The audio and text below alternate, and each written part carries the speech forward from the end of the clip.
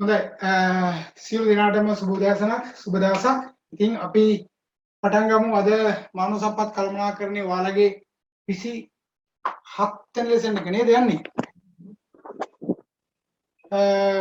ගිය සතියේ මම කතා කරලා නතර කරා ඔයාලට මේ පොත මම ගන්න කියලා කිව්වා. මේකේ print out එකක් තියාගන්න කියලා කිව්වා.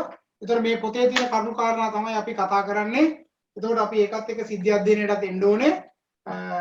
හරි එහෙනම් අපි පටන් ගමු. ගිය සතියේ අපි පළවෙනි පාඩම කතා කරා. ඒ කියන්නේ පළවෙනි පනත කතා කරලා ඉවර කරලා තිබුණේ.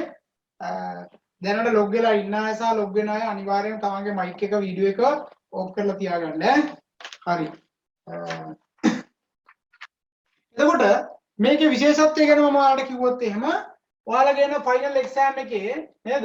ෆයිනල් එක්සෑම් එක දැන් ඉදිරියේදී ලෑස්ති වෙලා තියෙනවා. මේ වෙනකොට ඔයාගේ එක්සෑම් එකට අදාළ ඔයාගේ ඉල්ලුම් පත්‍රය ඔයා යොමු කරලා තිබුණා. ඉල්ලුම් පත්‍රය යොමු කරපු නැති අයගේ ඉල්ලුම් පත්‍රය නැවත යොමු කරන්න කියලා ටයිම් එකක් දීලා තිබුණා. ඒ අතරතුර ඇප්ලිකේෂන් එවලා මිස් වෙච්ච අය හිටියා කීප දෙනෙක්. මොකද තමන් සමහර අය ඉන්ඩෙක්ස් නම්බර් වගේ දාලා තිබුණේ නැහැ. ඒ නිසා ඒව නැවත ආපහු එවන්න සිද්ධ වුණා. ඒක තව දුරටත් එහෙම ඉන්නවනම් කීප දෙනෙක් මම හිතන්නේ තව හිටියා. ඒ අය හැකි ඉක්මනින් එවන්න කියලා මැසේජ් එකක් දීලා තියෙනවා. අනිත් හැමෝම බහුතරය දැන් එවලා ඉවරයි. දැන් ගැටලුවක් නැහැ. එවපු සියලු දෙනාගේම තොරතුරු ටික දැන් යවලා තියෙන්නේ මොකටද? ඇප්ලිකේෂන් එකට අදාළ තොරතුරුත් එක්ක ඇඩ්මිෂන් එක සඳහා විභාග ඇඩ්මිෂන් එක සඳහා යවලා තියෙන්නේ. එතකොට ලබන සති දෙක ඉවර වෙනකොට ඔයාලට විභාගයේ ඇඩ්මිෂන් එක ලබා දෙන වැඩේ පටන් ගන්නවා. එතකොට ඔයාගේ ඇඩ්මිෂන් එක ඔයාලට හම්බ වෙයි. හරි. තව සති දෙකකට පස්සේ ඔයාලට ඇඩ්මිෂන් එක ගන්න පුළුවන්. විභාගයට සියල්ල සූදානම්. ඔයා සූදානම් වීමයි දැන් තියෙන්නේ. එතකොට මේ විභාගයට එන ලකුණු 20ක 30ක වගේ කොටසක් තමයි අපි මේක අස්සෙන් ආවරණය කරන්න බලාපොරොත්තු වෙන්නේ මේ අන්තිම සති කිහිපය ඇතුළත. එහෙනම් මේක අනිවාර්ය ප්‍රශ්නේ. එහෙනම් මේ අනිවාර්ය ප්‍රශ්නෙට උත්තර ලියන්න නම් මේක අනිවාර්යයෙන්ම දැනගෙන සිටිය යුතුමයි. හරිද? හරි. එහෙනම් ඔය කරුණු කාරණා ටිකත් එක්ක අපි මේක කතා කරමු. මේකේ මානව සම්පත් කළමනාකරණය සම්බන්ධව තියෙන ප්‍රධාන පනත් මං කිව්වා 11ක් තියෙනවා. ඊට අමතරව තව අතිරේක පනත් 31ක් 33ක් එක 44ක් ගැන සඳහන් කරලා තියෙනවා. ඒතොර ඒකෙන් ඒ 11න් වෘත්තීය සමිති ආඥා පනත ගැන අපි විශේෂයෙන් කතා කරන්න යන්නේ. මීට කලින් අපි කතා කරලා තියෙන නිසා අනිකුත් 10ම මේ කාසේ ඇතුළත් වෙලා තියෙනවා. ඒතොර මේ 10න් පළවෙනි එක අපි කතා කරලා ඉවර කරා. මොකද්ද? පරිපාලක සභා ආඥා පනත අපි කතා කරලා ඉවර කරා. එහෙනම් අද දෙවෙනි එක තියෙන්නේ මොකද්ද?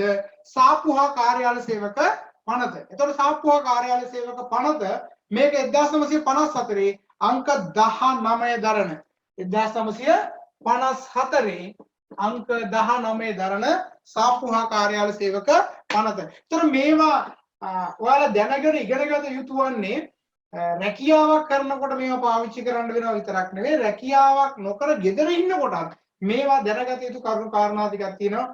ඔයාලා යම් ආයතනයකට ගිහලා ඔයාලට සේවාවක් ලබා ගැනීමේදී ඔවුන් යම් කිසි අකටයුත්තක් ඔයාලට කරවුවොත් එහෙම ඒ පිළිබඳව ක්‍රියාත්මක වීමටත් ඔයා මේ ටික අනිවාර්යෙන් දැනගෙන ඉන්න ඕනේ. ඒ කියන්නේ සිවිල් පුරවැසියෙක් විදිහට ජීවත් වෙන්නත් අපි මේවා දැනගෙන ඉන්න ඕනේ. මොකද සිවිල් පුරවැසියෙක් විදිහට ජීවත් වීමේදී ශ්‍රී ලංකාවේ නීතිය ගැන මම ඔයාලට කතා කරා. ඒ නීතිය හැදිලා තියෙන විදිය ගැන කතා කරා. ලංකාවේ නීති පද්ධතිය ගැන කතා කරා. උසාවි සංකීර්ණ ගොඩනැගිලා තියෙන විදිය ගැන මම ඔයාලට කතා කරලා ඒකත් කතා කරලා තියෙන්නේ. හරිද? එහෙනම් බලමු සාප්පුහා කාර්යාල සේවක පනතත් එක්ක තියෙන මේකේ සංශෝධනයන් තියෙන 1957 1962 1966 66 අවස්ථා දෙකක් අංක 5 අංක 26 1975 අංක 7 1978 අංක 12 81 82 84 සහ 85 එහෙනම් මේකේ අවසන් සංශෝධනය සිද්ධ වෙලා තියෙන්නේ 1985 අංක 44 දරන අවස්ථාවේදී. එතකොට මේ දක්වා මේ පොත කාගේ හරි අතේ ළඟ නැත්තම් බලාගෙන ඉන්න නේද? ඔයාලගේ ෆෝන් එකෙත් මේක තියෙනවා. print එකක් ගන්න බැරි වෙච්ච කෙනෙක් ඉන්නවනම් හොඳට බලාගෙන කරුණු කාරණා ටික අවබෝධ කරගන්න. මොකද මේක print එක වඩ ගන්න පුළුවන් නිසා. නියෝග හා රෙගුලාසි තිබුණා 1965 66 71 71 අවස්ථා දෙකක් 54 10 1724 ගන්න ගැසට් පත්‍රය පළ කරන රෙගුලාසි. පනතේ ආරමුණ සාප්පුහා කාර්යාල සේවයේ යෙදී සිටින සේවකයන්ට සේවා පහසුකම් සැලසීම, සේවා කාලය නියම කිරීම, අතිකාල දීමනා වේතන නීති රීති හා මෙම පනතින් ආවරණය වන සේවිකාවන් සඳහා ප්‍රසූතිකාදාර පහසුකම් ලබා දීම. දැන් ප්‍රසූතිකාදාර ලබා දීම සම්බන්ධයෙන් මෙතනදී සඳහන් වෙනවා. හැබැයි මතක තියාගන්න ප්‍රසූතිකාදාර ආඥාපන ප්‍රසූතිකාදාර පනතක් වෙනමමත් තියෙනවා. ප්‍රසූතිය සහ දරු ප්‍රසූතිය සම්බන්ධයෙන් ඒ කරුණු කාරණා ටික ඔක්කොම අපි කතා කරනවා. මොකද අපි දැනගත යුතු කරුණු ප්‍රසූතියට පෙර ප්‍රසූතියට පසු නේද? ඒතකොට නිමාඩු ගන්න එක දැන් විශේෂයෙන්ම මෙතන වැඩි වශයෙන්ම කාන්තාවෝ ඉන්නවා. ඉතින් ඔයාලා අනාගතයේදී රැකියාවලට ගියාට පස්සේ ධර්මවල හම්බ වෙනකොට ඒ නිවාඩු ලබා ගැනීම පිළිබඳව ඔයාලගේ අයිතිය ඔයාලා දැනගෙන ඉන්න ඕනේ. එතකොට ආවරණය වෙන්නේ මෙම පනතින් සාප්පු හා කාර්යාලය සේවකයින් ආවරණය ලෙස සැලසෙන සාප්පු හා කාර්යාලයට ගෙනෙන ආයතන පිළිබඳ 68 වගන්තියේ කරුණු දක්වා ඇත. ඒ අනුව සාප්පුවක් කරන සිල්ලර හෝ තොග වෙළ ව්‍යාපාරයක් පවත්වාගෙන ලබන ස්ථාන නේවාසික හෝටල් ආහාර බීම වර්ග වෙළඳාමට තබා ඇති ස්ථාන කොණ්ඩා කපන්නන්ගේ සහ සකස් කරන්නන්ගේ ව්‍යාපාර ලොන්ඩරි ඩයි කිරීම හා ඡායාරූප ශාලා ආදියයි. එතකොට එහෙත් අවමංගල කටයුතු කරන්නන්ගේ සේවා ස්ථාන හා පුණ්‍ය කටයුතු සඳහා මාසයකට නොවැඩි කාල සීමාවක් තුළ පවත්වාගෙන යන වෙළඳ ශාලා මෙම ආයතනයෙන් ආවරණය නොවේ. කාර්යාල වශයෙන් හැඳින්වෙන්නේ බැංකුවක රක්ෂණ සමාගමක නැව් සමාගමක සංයුක්ත ස්කන්ධ සමාගමක වතු නියෝජිත ප්‍රචාරණ නියෝජිත ප්‍රවාහන නියෝජිත වෙන පුද්ගලයෙකුගේ සමාගමක කටයුතු කිරීම සඳහා පවත්වාගෙන යන ලබන ආයතනයන්ය. තවද වෙළඳසැලක කර්මාන්තශාලාවක වත්තක ආකරයක ආපනශාලාවක සමාජ ශාලාවක පුවත්පත් විකුණන ආයතනයක පවත්වාගෙන යන කාර්යාලයක සේවාවන්ද ගණකාධිකාරී නීතිඥවරුන් වෛද්‍යවරුන් වැන්නවුන්ගේ කාර්යාලයන්ද වෙන්දේසිකරුවෙකුගේ තාක්ෂණිකරුවෙකුගේ විනින්දෝරුවෙකුගේ කෙටුම්පත්කරුවෙකුගේ වෘත්තීය සමිති අන්‍යෝන්‍ය ආධාර සමිති කාර්යාලයද පෞද්ගලික පාසල් හි කාර්යාලයද රාජ්‍ය හා නොවන සංස්ථාගත නොකළ ආයතන මේක ඇතුළත. ඒතකොට හිතා ගන්න පුළුවන් නේද ඔයාලා? දැන් ඔයාලා දැක්කම ලෝයස්ට් ලෙවල් පොඩි පොඩි කාර්යාල තියෙනවා නේද? ડોක්ටර්ස්ලාගේ ඒවා තියෙනවා නේද? මේ වගේ චූටි ඒවත් මේකට ඇතුළත් කරලා තියෙනවා. ඒ ආයතනයක වැඩ කරන කොණ්ඩ කපන තැනක වැඩ කරන කෙනා. ඒ කියන්නේ බියුටි සැලූන් එකේ වැඩ කරන කෙනාටත් මේ වරප්‍රසාද ටික අයිති. එහෙනම් අපි ඉස්සරහට බලමු මේ වරප්‍රසාද වලින් කොච්චර ප්‍රමාණයක් ඒ අද වෙද්දි භුක්ති විඳිනවද කියලා නේ. ඒතර සමහර අය ඇත්තටම භුක්ති විඳින්නේ නැහැ. ඒතර ඔයා ඒ වගේ තැනක වැඩ කරනවා නම් ඔයාට හිමි වරප්‍රසාද ටික ඔයාට ගන්න පුළුවන් මේ පනතත් එක්ක. සේවයේ යෙදවීමේ අවම වයස මෙන්න වයස අවුරුදු 14ට අඩු කිසිම කෙනෙකු සාප්පුවා කාර්යාල සේවයේ යෙදවීම තාම මම අර කිව්වේ ලංකාවේ ප්‍රශ්න තියෙනවා කියලා. මෙන්න මේවනේ ප්‍රශ්න. දැන් මේක කියන්නේ 14ට අඩු අය විතරයි. හරිද? ඒතකොට 14ට අඩු අය වුණාට අවුරුදු 15 16 17 18 තමයි පුරවැසිභාවය හම්බ වෙන්නේ. ඒතකොට 18 තමයි ඇත්තටම ගිවිසුමක් මේ 18 කියන එක හේතු වෙලා තියෙන ගිවිසුම් නීතිය කියලා තියෙනවා නේ. කොන්ට්‍රැක්ට් ලෝ එකක් තියෙනවා. ඒ ගිවිසුම් නීතියට අනුව කියන්නේ අවුරුදු 18ට වඩා වැඩි පුද්ගලයන්ට ගිවිසුම් ඇති කර ගැනීම හැකියාව තියෙනවා. ගිවිසුම් ශක්්‍යතාවය තියෙනවා කියලා කියන්නේ. ඒතර ගිවිසුම් ශක්්‍යතාවය නැති අය තමයි 18ට වඩා අඩු අය. එතකොට ඒ අයට රැකියාවක් සඳහා ඇග්‍රීමන්ට් එකක් ගන්න යන්න බෑ. රජයේ රැකියාව ගන්න බෑ. එහෙම කරන්න බෑ. නමුත් 16 17 15 කියන වයසේ රැකියාව කරන්න පුළුවන් කියලා වක්‍රාකාරව අවස්ථාව දීලා තියෙනවා. මේ බලන්න ඕනේ. එතකොට 14ට වඩා අඩු අය තමයි ළමා මේකාර සේවකයෝ. ළමා මේකාර සේවකයෝ. දැන් සාප්පුවක කඩේක වැඩ කරන්න පුළුවන් දෙයක් 15000 ඉඳලා 30ට. දැන් සුපර් මාකට් එකක වැඩ කරනවා. පුළුවන් මේ 15000 17 පුළුවන්. ඉතින් මේ පනතින් ආවරණය වෙලා තියෙනවා. එතකොට නීතිය දැනගෙන වැඩ කරනවා නම් මෙන්න මෙතනදී එන මේකාර සේවයේ බැරි 17ට වඩා පල්ලෙහාට විතරයි. එතකොට මෙන්න මේ අයට රැකියාව කිරීමට පුළුවන්. එතකොට මෙන්න මේ අය මේ අවස්ථාවන් වල තමයි විවිධ ගැටලු සහගත තත්ත්වයන් නැති වෙන්නේ. දැන් ඔය මේකාර සේවයට ළමයි වුම දීලා ලොකු ප්‍රශ්න ඇති වෙලා තියෙන්නේ. එහෙනම් මේවා පිළිබඳව අපි දැනගෙන ඉන්න ඕනේ. සාමාන්‍ය වැඩ කරන වේලාවන් දිනකට කෑම පැය හැර පැය 8යි. දිනකට කෑම පැය හැර. ඕක ඇවිල්ලා ජපානි ක්‍රමය. දැන් 4:30 sorry උදේ 8:30 4යි තියෙන්නේ. මේ අතර පැය කීයද? 9:30 10:30 11:30 12:30 1:30 2:30 3:30 4:30 1 2 3 4 5 6 7 8යි. එතකොට කෑම පැයක් දැන් මේක ASCII කෑමට පැයක් අයින් කරලා. තේ බොණ්ඩ අයින් කරලා මේ ඔක්කොමත් එක තමයි රාජ්‍ය සේවයේ පැයට හම්බෙන්නේ. හැබැයි සාප්පුවා කාර්යාල පනතින් කියලා කියන්නේ ඒව නැතුව පැය 8ක්. ඒ කියන්නේ අවසන් වශයෙන් මෙයාට පැය 9ක් වැඩ කරන්න ඕනේ. සාප්පුවා කාර්යාලයක නම් 7:00මාර 4:00මාර. හරි. එක පැයක් අයින් කරනවා. දැන් ඔයාලා දන්නවා තෘතීය අධ්‍යාපන කොමිෂන් සභාවේ අපි දේශනයක් කරනවා පැය 8ක්. එයාලා ඇතුළත් කරන්නේ පැය 7ක් කියලා.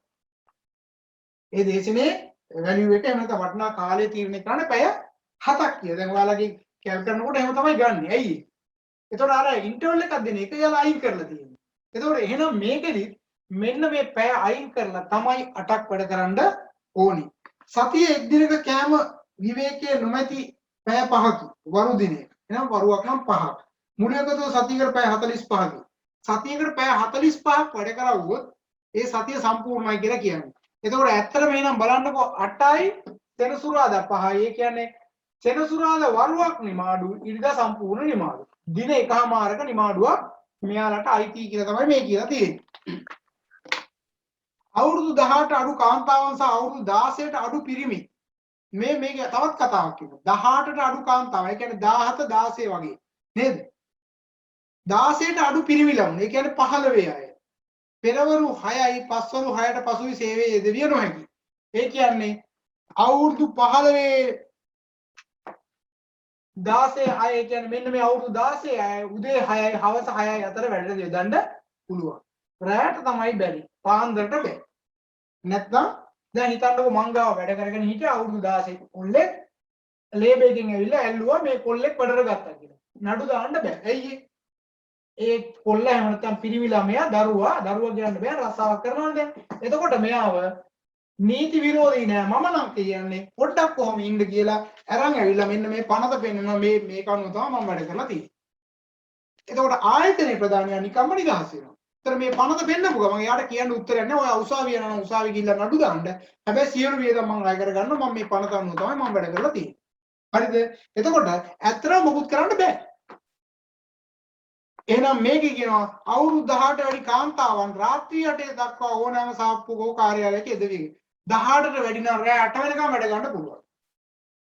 18ට වැඩි කාන්තාවන් ඔවුන්ගේ කැමැත්ත ඇතුව රාත්‍රී 10 වෙනකම් වැඩ කරනවා. දැන් එයා කැමති නම් ඒ ගෑනු ළමයා කැමති නම් අවුරුදු 19ක ගෑනු ළමයෙක් 20ක ගෑනු ළමයෙක් කැමති නම් රෑ 10 වෙනකම් වැඩ කරාට කමක් නැහැ. සාප්පුවක කාර්යාලයේ. අවුරුදු 18ට වැඩි කාන්තාවන් නේවාසික හෝටල් වල දුරකථන ක්‍රියා කරවන්නම් පිළිගැනීමේ නිලධාරීන් කාන්තා සහායිකාවන් වශයෙන්ද ගුවන් තොටුපළේ කාර්යාලයක රාත්‍රී කාලයේ ගොඩබිම සත්කාර කරන්නයන් වශයෙන්ද සේවයේ යෙදවීමට අවසර නැත. නමුත් බලන්නකො මේවා වෙනවද නැද්ද කියලා. අවුරුදු 18 වැඩි කාන්තාවන් හොඳට කියව ගන්න. මේ බලන්න ආගන්න නේවාසික හෝටල් වල ඒ කියන්නේ හොටෙල්ස් වල දුරකථන ක්‍රියා කරවන්න. රැට කතා කරන්න පිළිගැනීමේ නිලධාරීන් රැට කාන්තා සහායිකාවන් වශයෙන්ද ගුවන් තොටුපළේ කාර්යාලයක රාත්‍රී කාලයේ ගොඩබිම සත්කාර කරන්න යන වශයෙන් සේවය දවන්න තමයි. හැබැයි එන ඔය තහනම ASCII කී දෙනෙක් හොටෙල් වල රෑ ඩියුටි කරනවද? නේද? ඔයාලා දකින්නවනේ. ඒතර ඇත්තටම වැරදි ඒක.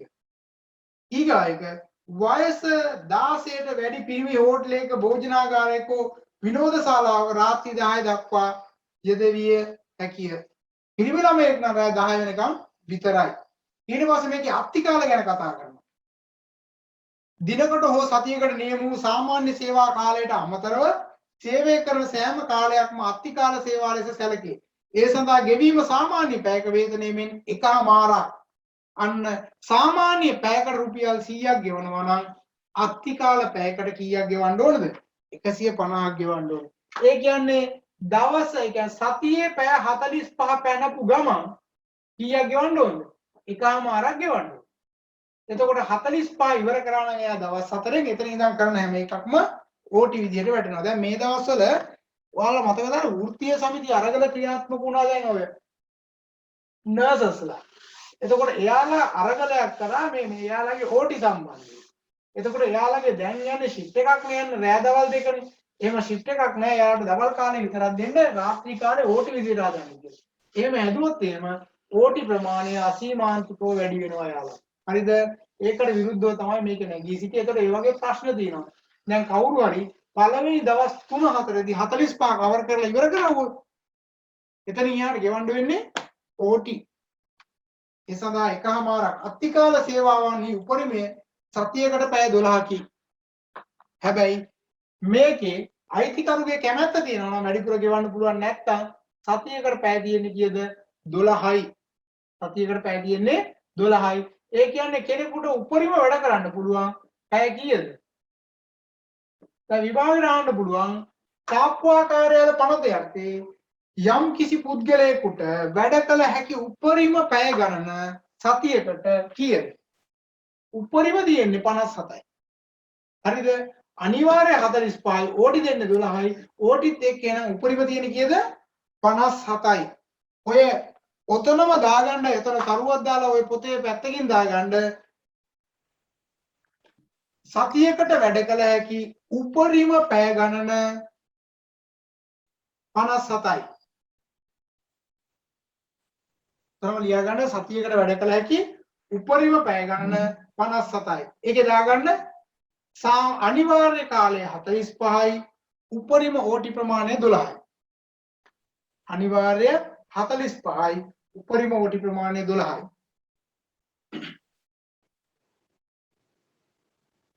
හරිද? right. ඊගාව එක නිවාඩු. සති නිවාඩු. සති නිවාඩු.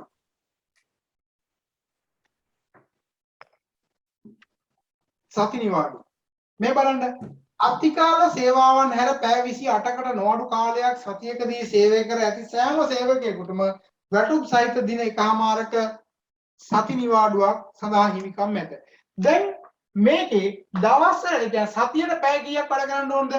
45යි. හරිද? මේක අනිවාර්යයි. මේක වැඩ කරපු කෙනාට දින එකමාරක නිවාඩුවක් හිමි. හැබැයි කිසියම් විදියකින් කවුරු හරි පැය 28ක් වැඩ කරලා තිබ්බත් එයාටත් මේ දින එකමාර නිවාඩුව දෙන්න කියලා කියනවා.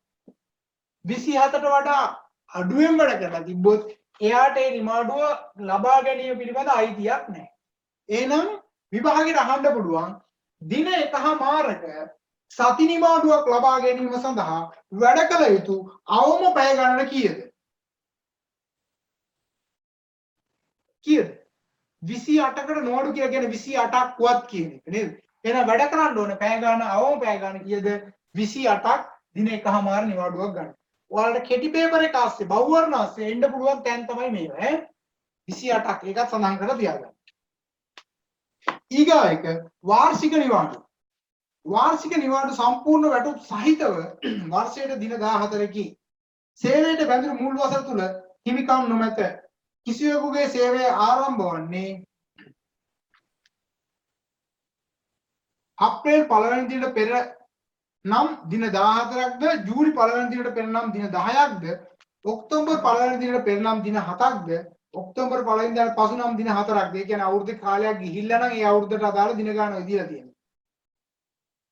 ඉන් ඉක්බිති සෑම වර්ෂයක් සඳහාම දින 14ක නිවාඩු හිමි වේ. සේවයෙන් ඉවත් වීමේදී වාර්ෂික නිවාඩු හිමිකම් ලැබෙනුයේ පසුගිය වර්ෂයේ වෙනුවෙන් හිමි නිවාඩු වලින් ලබා නොගත් ඉතිරි වාර්ෂික නිවාඩු ඇතනම් ඒවාද සහ සේවයෙන් ඉවත් වන වර්ෂයේ සේවය කලේ මාස 10කට අඩු වෙනම් මාසයකට එක් දින බැගින්ද මාස 10ට වැඩි නම් දින 14ක් සඳහාද හිමිකම් ලැබේ.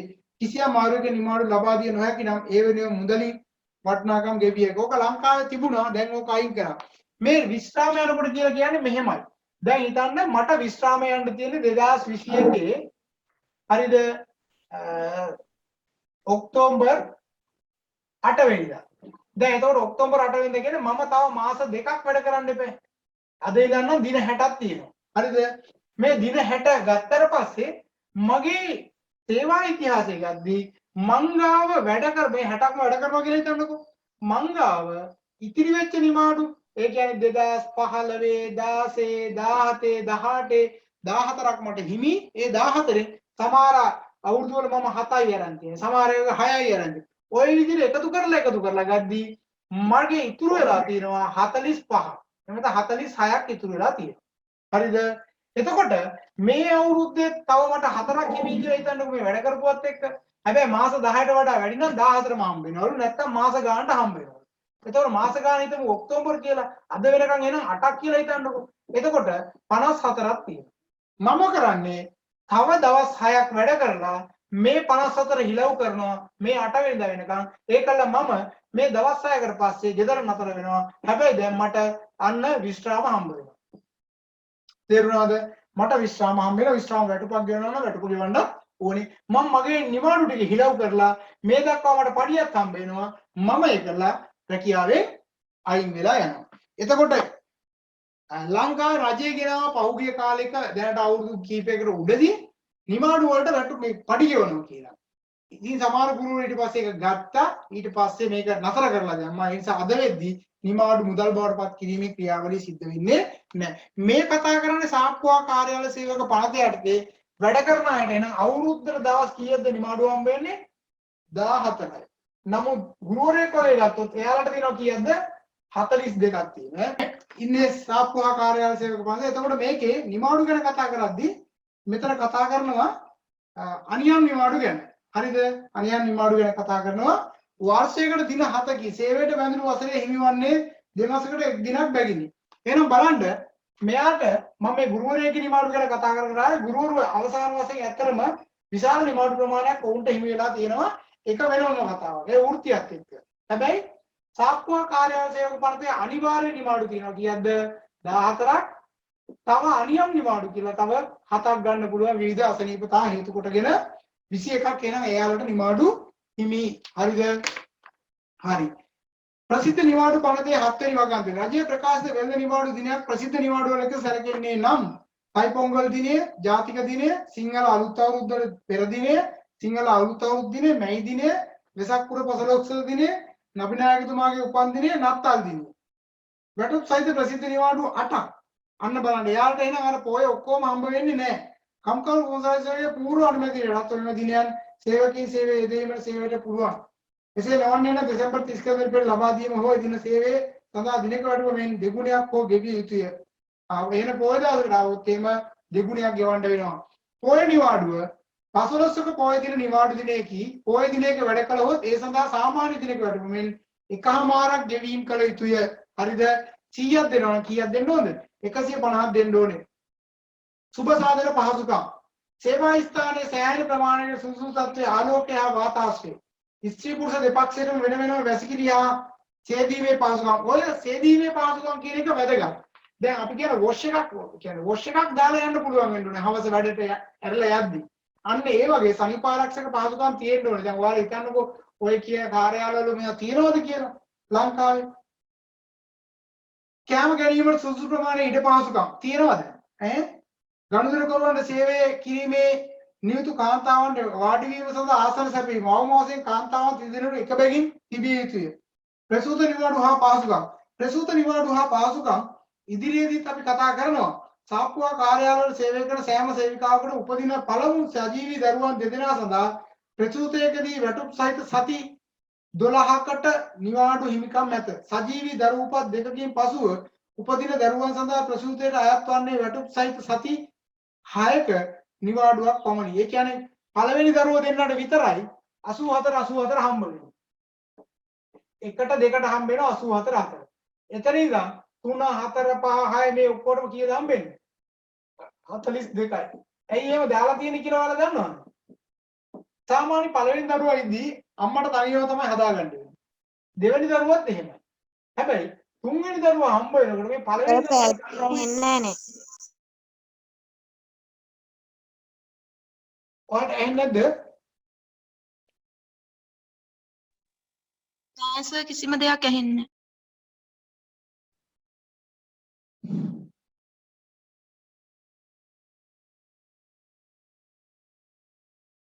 හැමෝටම එහෙමද?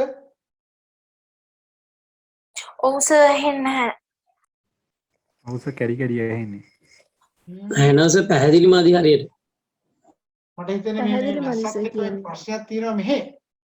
එක දිගටම තමන්න අපි මෙහෙම කරමු දැන් ඔය යන විදිහට අපි යම් මම වොලියුම් එකක් වැඩි කරලා මේක ලෑස්ති කරලා ගමු අපි. හරි. මම අනිත් කනෙක්ෂන් එකට ගියේ දැන් මේ කනෙක්ෂන් මාරු කරලා තියෙන්නේ.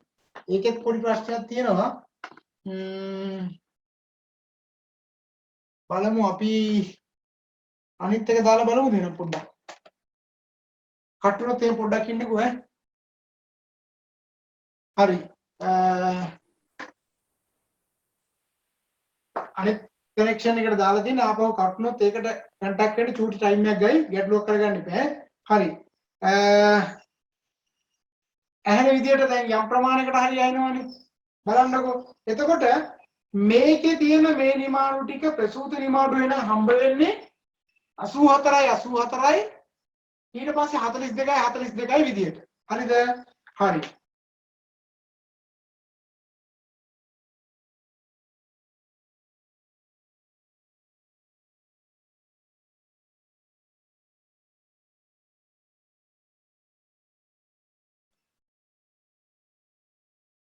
හරි. දැන් ඇහෙනව නේද? ඔව් සර් දැන් ඇහෙනවා. හරි හරි. එහෙනම් අපි කරගෙන යමු. කනෙක්ෂන් චේන්ජ් කරා. මොනවාරි ගැටලුවක් තිබුණොත් ඔයාලට කතා කරගන්න බැරිනොත් chat box එකට දාන්න මම බලන්න නේ. අද මෙහෙට හොද්දටම වහිනවා. ඒක උදේ ඉඳන්ම ප්‍රශ්නේ. ඉතින් ලංකාවේනේ හින්දා සිග්නල් එහෙට මෙහෙට වෙනවා. හරි නේද? හරි. අපි යන් යන මම මේ කිව්වේ නම් දරු ප්‍රසූතිය ගැන කතා කරද්දී මෙතන 84 ඒවා දෙකයි හම්බ වෙන්නේ.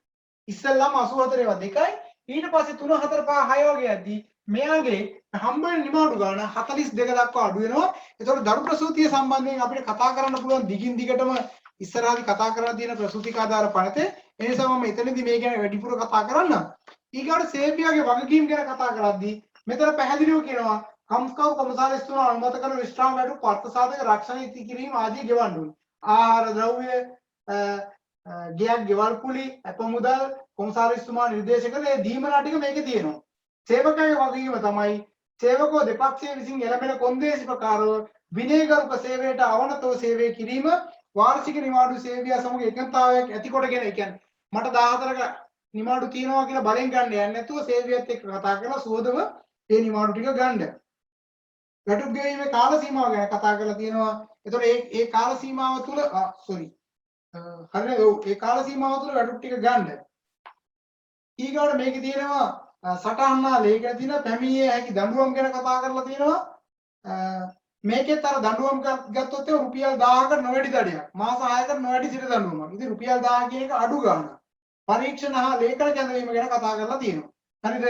ඔය පනත ගැන ඔච්චරයි අපිට කතා කරන්න තියෙන්නේ. ඊගොඩ වැදගත් මෙන්න මේ පනත. විභාගයේ නිරන්තරයෙන්ම අහන්නේ සේවක අර්ථ සාධක අරමුදල් පනත. 1958 අංක 15 දරන 1958 අංක 15 දරන සේවක අර්ථ සාධක අරමුදල් පනත. මේකේ ගානක් තියෙනවා. මේ ගානත් අපිට විභාගයට අහලා තිබ්බා. මොකද්ද ඔය සේවක අර්ථ සාධක අරමුදල් පනතින් කියන්නේ? මේකේ මතක තියාගන්න පෞද්ගලික අංශේ වැඩ කරන අය තමන්ට හම් වෙන මූලික වැටුප. හරිද? මූලික වැටුප තියෙනවානේ. මෙන්න මේ මූලික වැටුප. මේකට අමතරව අත්තිකාල හම්බ වෙනවා. ඊට අමතරව ප්‍රසාද දීමනා හම්බ වෙනවා. මෙහෙම දැන් හිතන්න කෙනෙක්ගේ මූලික වැටුප අපි හිතමු මේ අමල් කියලා. අමල්ගේ මූලික වැටුප 20000යි. මෙයාට අත්තිකාල හම්බුණා 8000. ප්‍රසාද දීමනා හම්බුණා 2000. එතකොට මෙයාගේ සම්පූර්ණ වැටුප රුපියල් 30000යි. හැබැයි සේවක අර්ථසාධක අරමුදල් පනතේ කියන්නේ මෙන්න මේ මූලික වැටුප සැලකිල්ලට ගන්න ඕනේ. මේ මූලික වැටුප සැලකිල්ලට අරගෙන අමල්ගෙන් 108ක් අඩු කරගන්න ඕනේ. හරිද? අමල්ගෙන් 108ක් ගත්තට පස්සේ ආයතන ප්‍රධානියා දාන්නලු 20000ට 112. හරිද? ඒකලා මෙයාගෙන් ඉන්නේ කීයද? මෙයාගෙන් එනවා 1600ක්. මෙයාගෙන් එනවා කීයක්ද? 2400ක්. මෙන්න මේ දෙකම එකතු කරලා සේවකයා වෙනුවෙන් ඉතිරි කරන්න කියලා සේවක අර්ථසාධක අරමුදල් ගිණුමට දාන්න කියලා කියන්නේ. මෙන්න මේ ගිණුමට දැම්මට පස්සේ හැම මාසෙම මෙහෙම දාන ඒවා එකතු වෙලා සේවක අර්ථසාධක අරමුදලට යම් කිසි පොලි මුදලකුත් හම්බ වෙනවා. ඒවත් එක්ක අවසානයේ මෙයා අවුරුදු 55 සම්පූර්ණ කරලා පිරිමි පුද්ගලයෙක් නම් කාන්තාවක් නම් 50න් යන්නත් පුළුවන්. විශ්‍රාම යනකොට මෙන්න මේ එකතු වෙලා තියෙන මුදල් ටික ඔක්කොම මෙයාට දෙනවා. ඕක තමයි වැඩපිළිවෙල. එතකොට මේක සේවක අර්ථසාධක අරමුදල් පනතෙන් කියලා තියෙනවා. මේක ගන්න පුළුවන් කොයි අවස්ථාවේද?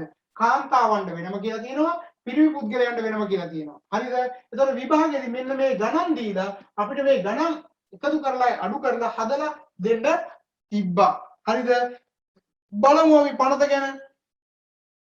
විශ්‍රාම ලබා සේවයේ නතර වූ හෝ රෝගාතුර වී සේවයේ අහිමි වූ සේවකයන්ගේ මතු යහපත උදෙසා අර්ථ සාධක අරමුදල් පිහිටුවා ඇත. රජයේ හෝ පළාත් පාලන සේවයේ නොවන සියලුම සේවකයෝ මෙම අරමුදලේ ප්‍රතිඵල ලැබීමට හිමිකම් යති. ඒත් කම්කරු කොමසාරිස්වරයාගේ අනුමැතිය ලැබූ වෙනත් අර්ථ සාධක අරමුදල් හෝ විශ්‍රාම වැටුප් ක්‍රමවල රැකවරණ ඇති සේවකයින්ට මින් අයත් නොවේ. නම 1958 අංක 15 දරන සේවක අර්ථ සාධක අරමුදල් පනත ජූනි 1 වෙනිදා සිට ක්‍රියාත්මක වුණා කියලා කරගන්නේ. මේ පනත කොයි අවුරුද්දේද කියලා දිගින් දිගටම අහලා තිබ්බේ. දිගින් දිගටම අහලා තිබ්බා. සංශෝධන 70 71 81 81 85 86 92 සමාජිකත්වයේ ස්ථීර අස්ථීර ආධුනික తాවකාලික අනියම් දවසේ කඩිනම්. දැන් ඉස්සර නම් ওই විදිහට වර්ග කරා. අද සේවක අර්ථ සාධක අරමුදල් පනතට එක දවසක් වැඩ කරවුවොත් මේ අර්ථ සාධක අරමුදල් ගෙවන්න ඕනේ. එක දවසක් වැඩ කරවුවොත්. ඒක තමයි අද තියෙන තත්ත්වය. සේවා යෝජක අරමුදල් ලියාපදිංචි වීම හා සේවයේ ලියාපදිංචි කරවීම. ප්‍රථම සේවකයා සේවයට බැඳෙන දින 14 ඉක්මවීමට පෙර දී ආකෘතිපත්‍රයේ පිටපත් දෙකකින් සම්පූර්ණ කර සහතික කර ආසන්නතම කම්කරු කාර්යාලයට බාර දීමෙන් සේවා යෝජකයාගේ ලියාපදිංචිය ලබා ගත හැකිය. කර්මාන්තයේ පිහිටි ප්‍රදේශයට අදාළව ලියාපදිංචිය ලබා ගැනීමට කටයුතු කළ යුතුය. සෑම සේවකයෙක් වෙනුවම ABH පත්‍රිකා කට්ටලේ බැගින් පුරවා ආසන්නතම කම්කරු කොමසාරිස් කාර්යාලයට බාර දී සේවකයන් ලියාපදිංචි කිරීම සේවා යෝජකයාගේ වගකීමයි. මේක අහගන්නකෝ. දැන් ඔයා රස්සාවකට යන්න බලාපොරොත්තු වෙන්න ඉන්නේ. සමහර රස්සා කරන අය ඉන්නවා. එතකොට මේකට යනකොට එහෙනම් ඔයා රස්සාවට ගිහිල්ලා දවස් 14ක් යන්න ඉස්සෙල්ලා ඔයා පෞද්ගලික අංශේ නම් රජය ආයේ මේකට අයිති වෙන්නේ ඔයාගේ මේ B ආකෘතිය තියෙනවා. ඒ වගේම H දක්වා තියෙන ආකෘතිය ඒ ඇප්ලිකේෂන් කොළ ටිකක් තියෙනවා. මම ඉදිරි දවසක ඔයාලට මේ කොළ ටික දාන්නම්. හරිද?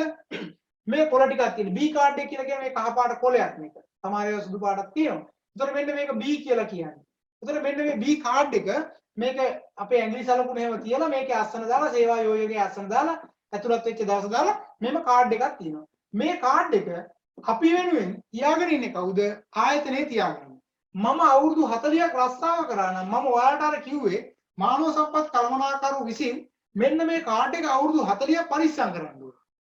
හේතුව තමයි මේ විශ්‍රාම යන සේවකයාට මේ විශ්‍රාම මුදල හම්බ වෙන්නේ මේ කාඩ් එක අරගෙන සේවක අර්ථ සාධක අරමුදලට ඉදිරිපත් කරවුවොත් විතරයි.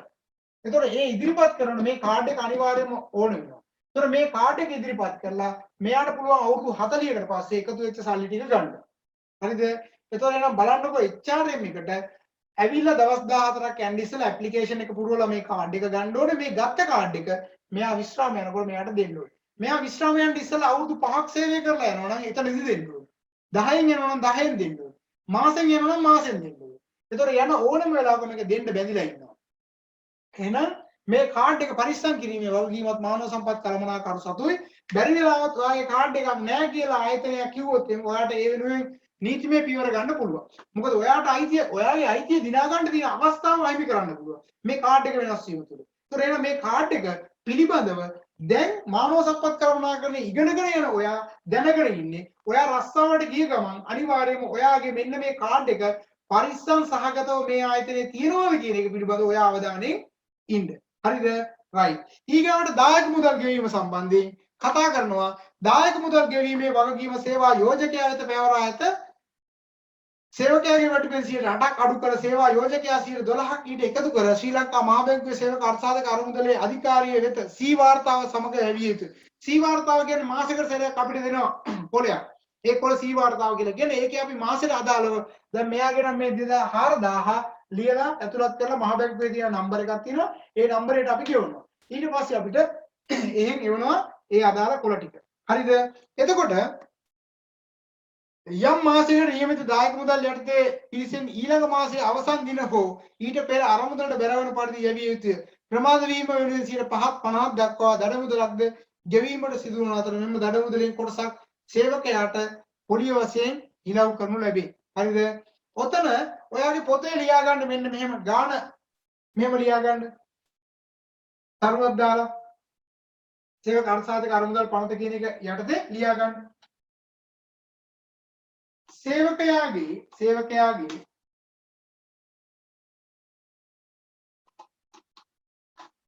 මූලික වැටුපින් මූලික වැටුපෙන් 108ක් සඳහා 108ක් සඳහා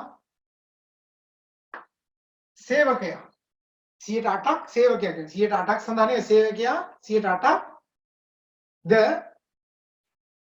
මූලික වැටුපෙන් 112ක් සේවා යෝජකයාද දායක මුදල් ගෙවයි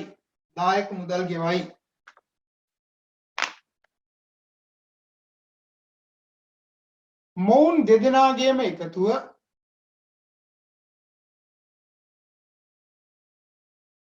සේවක අර්ථ සාධක අරමුදල සඳහා මාසිකව බැර කරයි.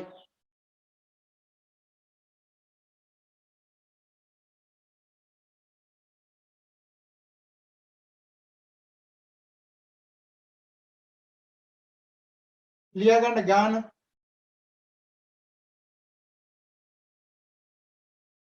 අමල්ගේ 2021 ජූනි මාසයේ සඳහා මූලික වැටුප රුපියල් 20000ක් වන අතර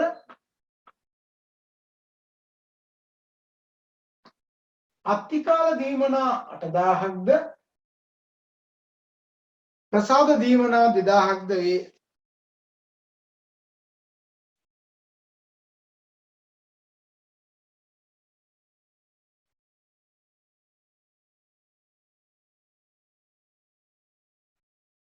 යටින් ලියන්න අමල්ගේ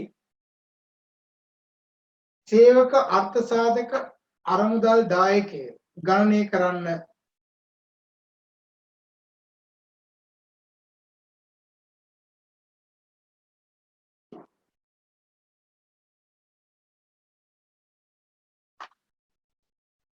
හරිද? දැන් මේකේ අමල්ගේ දායකත්වය කියලා හොයන්න. දැන් ඔයාලට විභාගෙදී මෙන්න මේක 30000යි කියලා ගන්න එපා කිසිම වෙලාවකදී. තේරුණාද? අනිවාර්යයෙන්ම ගන්න මූලික වැටුප විතරමයි. එතකොට මෙන්න මේව කීපයක් දීලා ඉවර වෙලා අමාරු විභාගය දෙනවා අමල්ගේ වැටුප රුපියල් 30000ක් වන අතර එහි මූලික වැටුප ඌයේ රුපියල් 20000ක් කියලා දෙයි. ඉතින් නොදන්න කෙනා කෙලින්ම 30000යි සමානයි. එහෙම ගන්න එපා මූලික බේසික් සැලරි එක විතරයි ගන්න.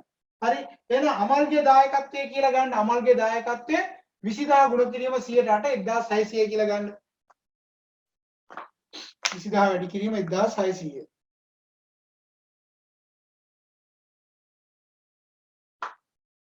ඊගාට දාන්න සේවා යෝජකයාගේ දායකත්වය.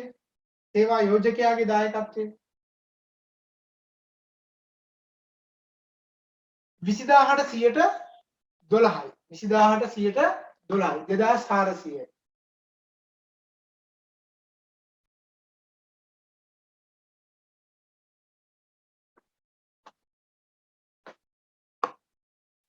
ඊට පස්සේ යටින් දාන්න එම නිසා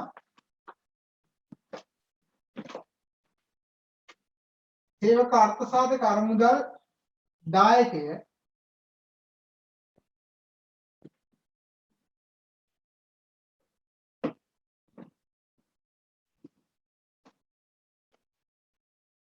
පෙන්වන්න කීයක් එනවද?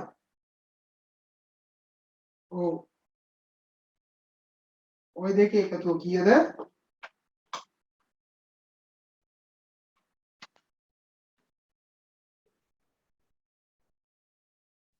4000යි. නේද? ওই දෙකේ එකතුව 4000යි. දැන් ඔයාලා අනාගතේ රැකියාවකට ගියාට පස්සේ ඔයාලට හම්බ වෙනවා වැටුප් ලේඛනය. හරිද? ඒ වැටුප් ලේඛනය කියලා කියන්නේ මෙන්න මේ වගේ එකක්. දැන් මේ මං ගාව තියෙන එහෙම දින්නෙක්ගේ වැටුප් ලේඛන දෙකක්. දැන් මේ බලන්නකො මේ වැටුප් ලේඛනයේ පැහැදිලි පේන්න ඕනේ මම කියන්නම් මේකේ තියෙන ටික. මේක උඩින්ම තියෙනවා බේසික් සැලරි. දැන් මේක නා 20000යි. එලවුන්ස් එකක් දීලා තියෙනවා 30000. ට්‍රැවලින් තියෙනවා. ඊට පස්සේ ඕවර් ටයිම් තියෙනවා. හොලිඩේ පේමන්ට්ස් තියෙනවා. එතකොට gross pay එක එනවා. දල වැටුප එනවා. ඊට පස්සේ no pay කියලා කියන්නේ එයා වැඩට ආවේ නැත්නම් පඩියෙන් අඩු කරන ඒවා.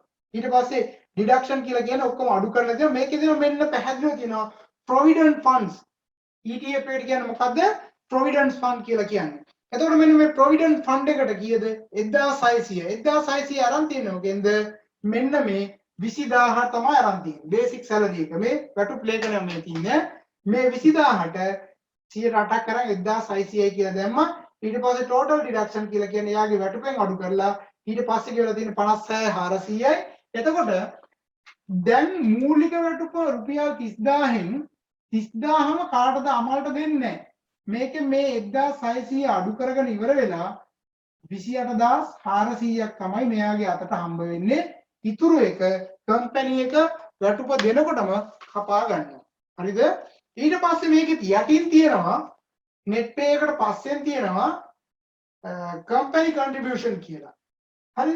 company contribution එකේදී මේකේ දාලා තියෙනවා EPF එහෙම නැත්නම් employee provident funds කියන එක. මේ තියෙන EPF කියලා කියන්නේ employee provident fund කියන එක. EPF එතකොට මේ ෆන්ඩ් එකට ආයතනය දරලා තියෙනවා කීයක්ද? 2400ක්. ඒතර මේ පනතෙන් පස්සේ ඔයාලා කතා කරනවා ETF කියලා. හරිද? සේවා නියුක්ත බාරකාර අරමුදල.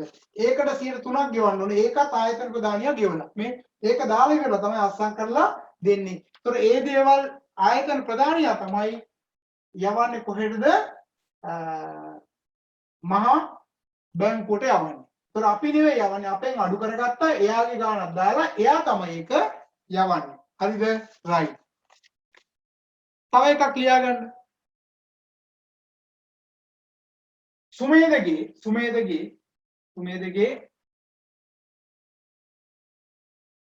ජූලි මාසය සඳහා මුළු වැටුප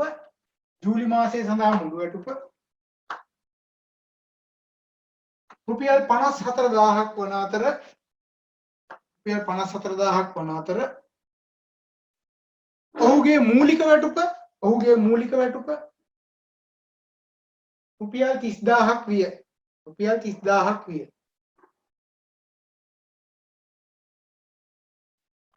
සේවක අර්ථ සාධක අරමුදල ගණනය කරන්න. ටක් ගාලා හොයන්න. සේවක අර්ථ සාධක අරමුදල ගණනය කරන්න.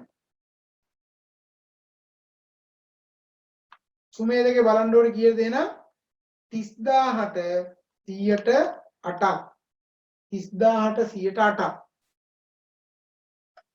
එහෙනම් කීයද 2400යි. එතකොට ආයතනය බලන්න ඕනේ 112ක් 3600යි. එතකොට 2600යි sorry 3600 2400 එකතු කරගොන රුපියල් 6000ක් ආව නේද? ආවා. 6000ක් ආවා. right. එහෙනම් මතක ඇතුව විභාගයට ඕක ලකුණු 3-4ක් එන තැන ඕක මතක තියාගෙන ඉන්න. හරි? ගාන දීලා තිබ්බා. ගානේ කීම් දීලා තිබ්බා. හොයන්න කියලා.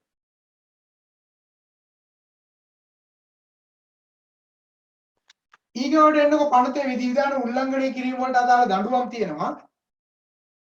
උල්ලංඝනය කිරීම වලට අදාළ දඬුවම් තියෙන පනතේ ප්‍රතිපාදා කඩ කරන රුපියල් 1000කට නොවැඩි දඩයක් ඕ 6 මාසෙක දැන් ඔය 6 මාසෙක හිර දණ්ඩනය කියන කතාව නොකරවුවොත් එහෙම රුපියල් 1000ක දඩේ. දැන් මට මතකයි BOI එකේ ගාමන්ට් ෆැක්ටරියක් සේවකයන්ගේ EPF එකතු කරගෙන ඉඳලා. හරිද?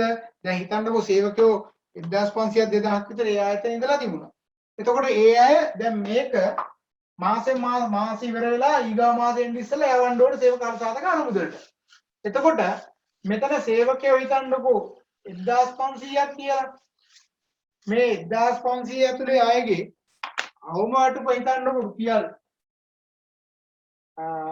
20000ක් නන්නේ සාමාන්‍ය 20000 කියලා හිතන්න 20000යි. එතකොට මේ 20000 ඇතුලේ අපි දන්නවා රුපියල් 4000ක් එකතු කරගන්න නේ. 4000ක් එකතු කරගන්න ඕනේ. අයියා එයාගෙන් 1600 අපෙන් 2400යි. එතකොට මෙතන සේවකයෝ 1500 නම් මාසෙට කීයද 15 වලක් 4 60යි. 0 1 2 3 4යි 5යි 1 2 3 4යි 5යි. එතකොට EPF එකට ෆන්ඩ් එකට යනවා කීයක්ද? රුපියල් ලක්ෂ 60ක් යනවා එක මාසෙකට.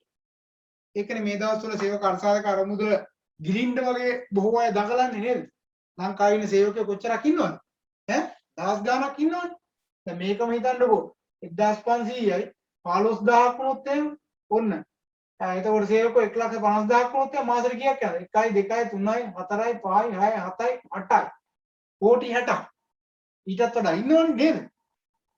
මම මේ කියාගෙන ආවේ මෙන්න මේ ලක්ෂ 60 ඒවා හිතන්නකෝ අවුරුද්දක් ගෙවුවේ නැත්තම් 12 වරක් 6 72යි 1යි 2යි 3යි 4යි 5යි 6යි 1යි 2යි 3යි 4යි 5යි 6යි එතකොට 7 කෝටි 20 ලක්ෂයක් ඊගාවට මොකද කරේ කම්පැනි එක අවුරුදු දෙකක් විතර ගෙවන්නේ නැතුව දෙකක් විතර ඉඳලා පුරාට ආගේ කාර්යයට උදව් ගන්න එහෙම ඉඳලා ඒ සල්ලි ටිකත් එකතු කරගෙන ෆැක්ටරි වහලා රට ගිහිල්ලා.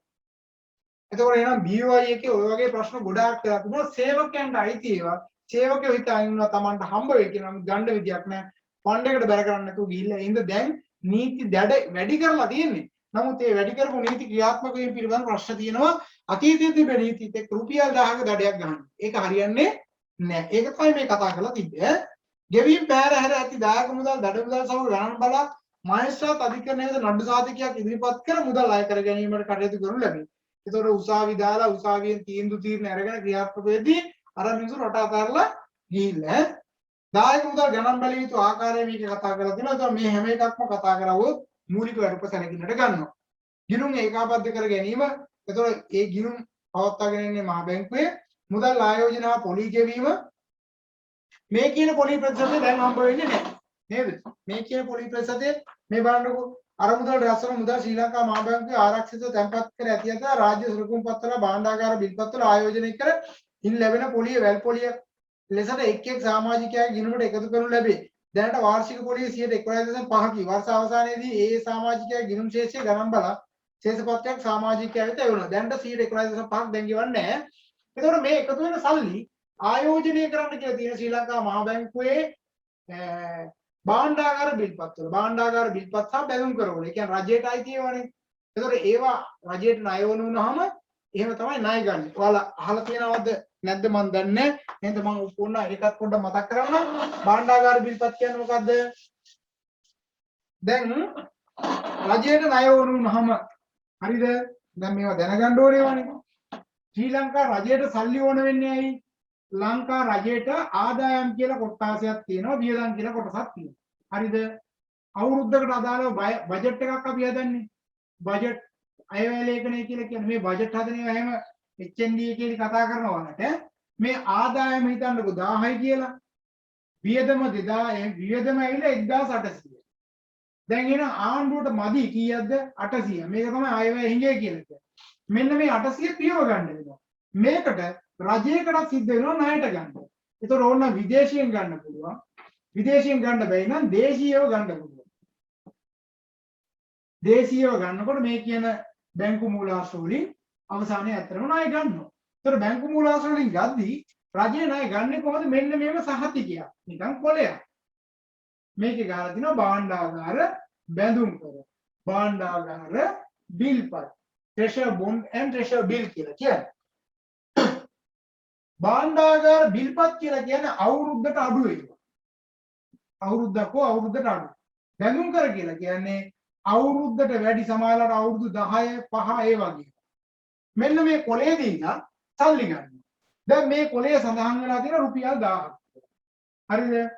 එතකොට හිතන්නකෝ මේක අරගෙන ගිහිල්ලා සම්පත් බැංකුවට දෙනවා. සම්පත් බැංකුවෙන් මේ 1000 මේ කොලේ අරගෙන රුපියල් 1000ක් දෙනවා කාටද? ආණ්ඩුවට. එතකොට 1000ක්ම දෙන්නේ නැහැ උතන. 110ක පොලියක් නම් සම්පත් බැංකුව දෙන්නේ රුපියල් 900යි. එතකොට මේක පොලි ප්‍රතිශතය 10ටත් වඩා වැඩි වෙනවා. 900ක් දීලා අවුරුද්දකට පස්සේ මේ පොල කඩදාසිය ආපහු ආණ්ඩුවට දීලා ආණ්ඩුවෙන් රුපියල් 1000ක් ගන්න. ඕක තමයි කරන්නේ. ඒක අවුරුදු දෙකකින් හරි තුනකින් හරි. එතකොට පොලියක් තියෙනවනේ රුපියල් 100ක. හරිද? එතකොට ආණ්ඩුව දැන් කරන්නේ මේ භාණ්ඩාගාර බිල්පත් සහ බැඳුම් කර සම්පත් බැංකුවට දෙන්නේ නැතුව සේවක අර්ථ සාධක අරමුදලට දෙනවා. EPF එකට දීලා එතනින් සල්ලි ගන්නවා. එතකොට එතෙන්ට පොලියක් හම්බ වෙනවනේ මේ රුපියල් 100 එතෙන්ට යන්නේ. අන්නේ එතෙන්ට යන 100ෙන් අපිට මේ සමාජිකයන්ට පොලියක් ගෙවනවා කියලා තමයි කියන්නේ. හරිද? එතකොට පැහැදිලිව පළද කියලා තියෙන්නේ මේ රජයට ඕන ණය ටික දීලා මෙහෙම පොලිය ගත්තට කමක් නැහැ. නමුත් පෞද්ගලික කාලේ සිද්ධ වුණේ ලංකාවේ සල්ලි අරගෙන ගිහිල්ලා සමහර නිලධාරීන් වෙනත් රටවල් වල තියෙන කොටස් වෙනදපොළ වල ආයෝජනය කර අවදානම් සහිත තැන්වල. ඉතින් ඒ වගේ නිසා විශාල වශයෙන් අලාභ සිද්ධ වුණා, පාඩු සිද්ධ වුණා. ඉතින් මේවා ගැන කතා කරන්න ඇත්තට මහ ජනතාවගේ දේපල මේ නැති බංගස්ථාන වෙලා ගිහිල්ලා තියෙනවා. ඉතින් අදටත් මේ මුදල් තැන් තැන් වල එක එක ආයෝජන වලට දාන්න යන්න බෑ. පාරවල් හදන්න හරි, ගොඩනැගිලි ඉදි කරන්න හරි, වරායවල් හදන්න හරි එහෙම කරන්න යන්නේ මේක මහ ජනතාවට අවශ්‍ය වෙලාවෙ දෙන්න බෑ විශ්‍රාමයක්ද නේ. රොස්ට් එකක් කළා මේක නැතුනොත් එහෙම මේක නැති කරගන්න බෑ. එහෙනම් මේක පරිස්සම් කරන්න ඕනේ. දැන් මහ ජනතාවට මේකෙන් ණය ගන්න පුළුවන්. මගේ තියෙනවා EPF එකක් මට මේකෙන් ගිහලා ණයක් ගන්න පුළුවන් 175ක් දක්වා. මට රුපියල් ලක්ෂයක් එන්න තියෙනවා මට 75ක් ණය ගන්න පුළුවන්. අද මේ තත්ත්වය හදලා තියෙනවා. ඉතින් මෙතනදී කියන්නේ භාණ්ඩාගාර බැඳුම් කර හරි භාණ්ඩාගාර බිල්පත් වල හරි විතරක් ආයෝජනය කරගන්න පුළුවන්. ඒකෙන් ලැබෙන මුදල් පොලිය මුදල් නැවත අපිට කීයක් හරි හම්බ වෙනවා කියලා තමයි මෙතන කියන්නේ. නමුත් අද වෙද්දී මේක භාණ්ඩාගාර බිල්පත් සහ බැඳුම් කර වලින් එහාට ගිහිල්ලා ආයෝජනය කරන්න පටන් ගන්න තියෙනවා. ඒක මතක තියාගන්න. ඒක හොඳ තත්ත්වයක්ද නරක තත්ත්වයක්ද කියලා තීරණය වෙන්නේ ඒක ක්‍රියාත්මක කරන අයගේ අරමුණත් එක්ක. හොඳ අරමුණකින් ක්‍රියාත්මක කරා නම් හොඳ ප්‍රතිඵල හම්බ වෙයි. නරක වුණොත් කරන්න දෙයක් නැහැ. සේවක අර්ථසාධක අරමුණට ඇපේට තබා නිවාස ණය ලබා ගන්න පුළුවන්. අද ගන්න පුළුවන්. අර්ථසාධක අරමුණේ ප්‍රතිලාභ ආපසු ලබා ගැනීම. මෙන්න මේක විශේෂයි. හරිද? එතකොට මේක කාන්තාවන්ට සහ පිරිමින්ට දෙපාර්ශ්වයටම මේක වෙන විදිහට බලපාන තැන් තියෙනවා. දැන් මේ බලන්න විශ්‍රාම වයසට එළඹෙන සේවයෙන් ඉවත් වීම. අවුරුදු 55. කාන්තාවක් නම් අවුරුදු 50යි. හරිද? කාන්තාවක් නම් තා පිරිමි. කාන්තාව 50න් විශ්‍රාම යනකොට පිරිමි අය නම් 55. ඒ වගේම කාන්තාවකට මේක අවස්ථාවක් තියෙනවා විවාහ වෙනකොට ගන්න පුළුවන්. හිතන්නකෝ මෙයා දැන් අවුරුදු 20න් රස්සාවට ගිහිල්ලා 28න් කසාද බඳිනවා. ඒතකොට මෙන්න මේ අවුරුදු 8 එකතු වෙච්ච ගාන මෙයා කසාද බැඳිනකොට මේක ගන්න පුළුවන්. ඉස්සර කසාද සාතිකය ඇතුළත මාස 3ක් ඇතුළත දුන්න දැන් අවුරුද්දක් ඇතුළතම ගන්න පුළුවන් කසාද බැඳ. හරිද? පිරිමි කෙනෙක් අවුරුදු 20න් රස්සාවට ගිහිල්ලා 28න් කසාද බැඳලා එයාට මේක දෙන්නේ නැහැ. ඒ වගේමයි කාන්තාවක් හෝ පිරිමි කෙනෙක් රජයේ රැකියාවකට ගියොත් හිතන්න ගාමන් ෆැක්ටරි එක වැඩ කර හිටියා දැන් රජයේ රස්සාව හම්බුනොත් එහෙම එයා රජයේ රස්සාවකට යනකොට විශ්‍රාම වටුපක් එයාට හම්බ වෙන නිසා මෙන්න මේ EPF එක වැඩක් නැහැ. ඒ නිසා EPF එකේ තියෙන මුදල මේ දෙන්නේ කාට වුණත් හම්බ වෙනවා. හරි? ඊගාව එක තමයි රට අතහැරලා යනවා නම් කාට හරි හම්බ වෙනවා. රට අතහැරලා යනවා. ඊගාවට ජීවිතාන්තය දක්වා හිරේ යනවා නම් ඒත් හම්බ වෙනවා. ආය ප්‍රශ්නයක් නැහැ. ඊට පස්සේ පූර්ණ කාලීන ආබාධයකට ලක් වුණොත් එහෙම ඒත් හම්බ වෙනවා. ආය රස්සාවක් කරගන්න බැරි තරමකට ආබාධයකටපත් වුණොත් එහෙම ඒකට දෙනවා දැන් විශේෂයෙන්ම ඔය පිළිකා රෝගීන් පූර්ණ ආබාධිතයන් විදිහට සලකලා ඒ අයගේ විශ්‍රාම වලට එහෙම නැත්නම් EPF එක ගෙවන්න දැන් තීරණය කරලා තියෙනවා. ඒක මෙඩිකල් බෝඩ් එකකින් තමයි තීරණය කරන්නේ. ඒ කියන්නේ වෛද්‍යවරුන්ගේ සංගමයෙන් අය මෙඩිකල් බෝඩ් එකට දැම්මට පස්සේ හොස්පිටල් එකේ ඒක කරනවා. එතකොට ඒ අය තීරණය කරනවා මෙයා පූර්ණ කාලීන ආබාධිතයෙක් එහෙනම් මෙයාට මේක නිදහස් කරන්න කියලා. ඒතකොට ඒ වගේ අවස්ථාවකදී මෙන්න මේ EPF එක ගන්න පුළුවන්. එතකොට විවාහ හේතු මත සේවයෙන් ඉවත් වීම, සදාහටම රෝගී වීම, ස්ථිර වීසා බලපත් ලබා විදේශයක පදිංචියට යාම, රජයේ හෝ පළාත් පාලන සේවයේ රැකියාවකට යාම, පහත විශේෂ හේතු මත ප්‍රතිලාභ ලබා ගන්න හැකිය. අදාළ අධිකාරිය තුළ විධිවිධාන සලසා ඇතනම් ආණ්ඩුවට අයත් ව්‍යාපාර ආයතනයක් රාජ්‍ය සංස්ථාවක් බවට පත් කිරීම. ආණ්ඩුවේ ව්‍යාපාර ආයතනයක් හෝ සංස්ථාවක් හෝ පොදු සමාගමක් බවට පත් කිරීම. රාජ්‍ය සංස්ථාවක අතිරික්ත සේවකින් ඉවත් කිරීම. රාජ්‍ය සංස්ථාවක හෝ රාජ්‍ය ව්‍යාපාර ආයතනයක් වසා දැමීම. ඒ වගේ අවස්ථාවන් වල ගන්න පුළුවන්. නිවාස ලබාගත් සමාජිකයන් ප්‍රතිලාභ ඉල්ලා සිටීම. දැන් නිවාස දැන් තියෙන්නේ මේකේ නිවාස ණය ගත්තොත් එහෙම අවසානයේ මොකද කරන්න ඕනේ? දැන් මගේ තිබුණා රුපියල් ලක්ෂයක් තිබ්බා නම් නිකන් සරලව දැනගන්නකෝ. ලක්ෂයක් තිබ්බා නම් මම නිවාස ණය අරන් තියෙනවා රුපියල් 80000. පොලියත් එක්ක මම 80000ක් ගෙවන්න තියෙනවා නම් මගෙන් 80000ක් මෙතනට ගිහිල්ලා ඊටු 20000 මට දෙනවා. ඕක තමයි තියෙන්නේ. එතකොට මේ 80000න් මම රුපියල් තව 20000ක් ගෙවලා තිබ්බනම් ඊටු 60000 මට හම්බ වෙනවා. ණයක් තරම් තියෙනවා නම් ඒ ණය සැලකිල්ලට ගන්නවා. සේවා යෝජකයන් සැලකිය යුතු කරුණු. සේවකයාගේ නම සෑම සී වාර්තාවකම නිවැරදිව සඳහන් කිරීම. අන්න ඕක ඔයාලට වැදගත්. ඔයාලා ඇප්ලිකේෂන් එක බාර දෙනකොට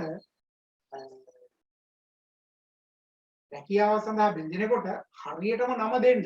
අකුරක් හරි එහෙම වුණොත් එහම ආයේ මේව ගන්න ගියාට පස්සේ දියුරුම් පෙස්සන් දීලා ඌ කතන්දර. මොකද හේතුව ඔය ආයතන බඳව ගන්නකොට හිටපු ප්‍රධානියා නෙවෙයි දැන් ඉන්නේ. නේද? ආත්පසීම වෙන එකේ. කියන්නේ අවුරුදු 25 30ක් වගේ යනකොට. ඒතකොට ගැටලු සාගත තත්ත්වයක් නැති වෙනවා සමහර ලාවට.